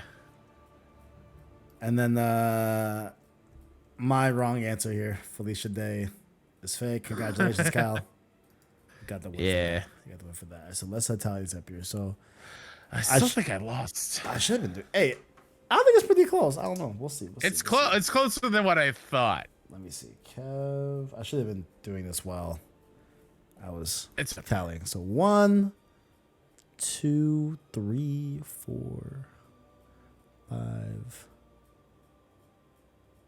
5.5, 6.5, 7.5, 7.5 for me. Ooh, And then okay. Kyle gets Uh-oh. 1, 2, 3, 4, 5, 6, 6.5, 7.5. Wow! Uh-oh. Oh shit! 7.5, 8.5. Oh! Whoa! Wait, All right. wait. If you, oh shit, you don't have the, you don't have the here. I'm gonna put it in the. Oh, you want me to double check? Yeah, I want That's you to count yours and I'll wild. count mine. Yeah, I just sent it in the Discord. Yep, I see. Okay. Let me just double count mine. You double count yours. Let me see. Okay. 1, 2, 3, 4, 5, 5.5, 6, 7.5. Yeah, 7.5. Oh shit, we wait here. Wow. Yeah. 8.5. Congratulations. Yes, sir. Yes, Jeez. sir. Sir, I know you were talking earlier about a little bit of a busy December. I can ease up some weight here. Take off on one of those games. You know what I'm saying? You have Oh won. man. You have won the price of a full game from yours truly. Congratulations. Look at that. Wow, that's wild. You'll have to see it. Yeah. Merry Christmas to me. Indeed. Merry Christmas, good sir. Yes, thanks. Thanks for having me. Seriously. Of course, yeah. I mean, And this marked the end of the road to Ragnarok. You got any yeah. parting? Any chance I get to just geek out about video games, I'll take. But the fact that I got to sit here for 7 episodes to just talk about one of my favorite franchises of all time and characters, and I'm happy Ragnarok turned out the way it did, and we're here gushing about it because it would be real. I would feel real weird if it was bad. Wouldn't that be crazy? And weird. I was like, yeah, It'd be it's crazy. alright. It'd be insane. But I love you, Kev. Thanks for having me. Appreciate you. It's been so much fun, man. I can't wait to do more things with you. It's great. Love you Yeah. too, bro. Yeah. Yeah, man. I always. I will leave, but I will be back. I'm not gonna trace you. Okay, bet. I'll be back. Bet. Nah, like I. Nah, man. Like I always try I to. won't leave you at the mural, whatever. Yeah, I won't right. leave you there. I'll be back. I always try to bring on like really good voices in the industry, right? That like I would consider friends, right? For sure, And yeah, Kyle, you were definitely one of them. I know you were almost on another one. I think I forgot which one that you were almost on. I think it was Horizon. I said I will do Horizon, God of War, or whatever. Yeah, your pick. I'll do either. Because I asked Joe the same thing, and like he was like, no, like give me. He was like, I really want Horizon. I'm like, all right, bet, go ahead. Fine, fuck it, yeah. Hey, I'm just saying, Kev. Oh shit. Final Fantasy VII Rebirth is. You already fucking know. I realize. Listen, I will play Integrate before that. I promise you. I'm going fucking crazy for Road. I know, right? Road to Rebirth is going to be insane. What are you gonna do? Are you gonna play the original? You're gonna play Crisis Core? You're gonna do all of that? I might go back. I might next year. I mean, I have played the original. I have watched. Yeah. I played Dirge of Cerberus. I bought a PS2 HDMI Did you watch the converter. Advent Children movie? Oh yeah. Oh yes, I did. Yeah. Okay. Yes, I did. All right. Yes, all I right. did. And then like 6 months later, they put out in 4K. I'm like, damn. Yeah, I have the 4K version. I need to watch the 4K now. Like, come on. Yeah, you have to. You have to. And Crisis Core, we got. Oh, Crisis. Oh, God. Yeah. Reading well. We can run it back for Road to Rebirth. I think we should do it. Yeah. Yes, sir. Yeah. Yes, sir. But for the last time, ladies and gentlemen, this has been Road to Ragnarok. Probably no use in saying all the spiel. It's over. Curtains closed. What's the next road to? I figured that out yet? Fucking Sony with the fucking conference we can see. I don't fucking know. Shit, I don't fucking know what's next. Man. God damn. Can they please? You're right. God. You're right. Give us Listen, something. man. Listen, I know. Hey, I know. Listen. I know Jimbo Ryan is out there fighting the good fight, trying to not get Activision bought, and low key, it's kind of fucking working. I don't know what's gonna happen. But Wild. yeah, kind of Absolutely crazy. wild. It's kind of crazy. But for the love of God, can you please just tell me something about next year's shit? I mean, Spider-Man 2, right? Yeah. That one already has a locked cast for Road to Sure. Spider-Man 2, yeah, for sure. Yeah, but what? There's Final Fantasy 16. I There's like to keep Forspoken, it, yeah, I like to keep it just first party. Absolutely. Aside from Final Fantasy 7, that's just that's just It means a lot to you. Yeah, That makes sense. yeah. Yeah. Yeah. So like, I'm not sure about 16. Not sure how I'm gonna tackle these multiplayer games either. Yeah. Not sure how I'm gonna tackle the shows with Last of Us starting in January. I gotta really think about that. Ooh. In December. Yeah. How I want to do. Do you know the channel New Rockstars? I love new Rockstars. I'll tell you, I feel like one of us in this space can be the equivalent Oh, yeah. to Last, because I know they're gonna try. Yeah. I bet they're gonna try. I'm sure they have a gamer on set. I'm sure someone knows Last of Us, right? Yeah. But do they know it like us? You know what I'm saying? Like I think Exactly. I kind of want to Did try. they go through it on PS3? Yeah, that's what then on PS4 and then on PS5? I don't know. I'm not trying to be like an elitist, but like I feel like I kind of want to try to do breakdowns every episode. Maybe we'll see. Wow. We'll see. Easter eggs and everything. Yeah, but then I also want to do a podcast. Like, you know what I'm saying? It's a lot. Can I do both? that- I don't know. yeah. We'll see. It's that delicate balance we all have to deal with. Real life to what we want to do Indeed. creatively. Indeed. It's crazy. Indeed. So yeah, the next Road 2, there will be another Road 2 series. Thanks to Sony. I'm not sure what's next. I'm not sure. Whatever the next first party single player narrative driven release, you know what I'm saying? We'll be all over that. But definitely Road to Spider-Man 2, Road to Rebirth. Those are definitely in their eyes, and everything else, Ooh, Road to Wolverine. That's gonna be wild. That's gonna be fucking crazy. What, are you just gonna watch the movies? Yeah, well, fuck. Right? I have no idea what I'm gonna do. Yeah. No idea. We'll see. But until then, ladies and gentlemen, thank God for watching. And as always, Greatness awaits.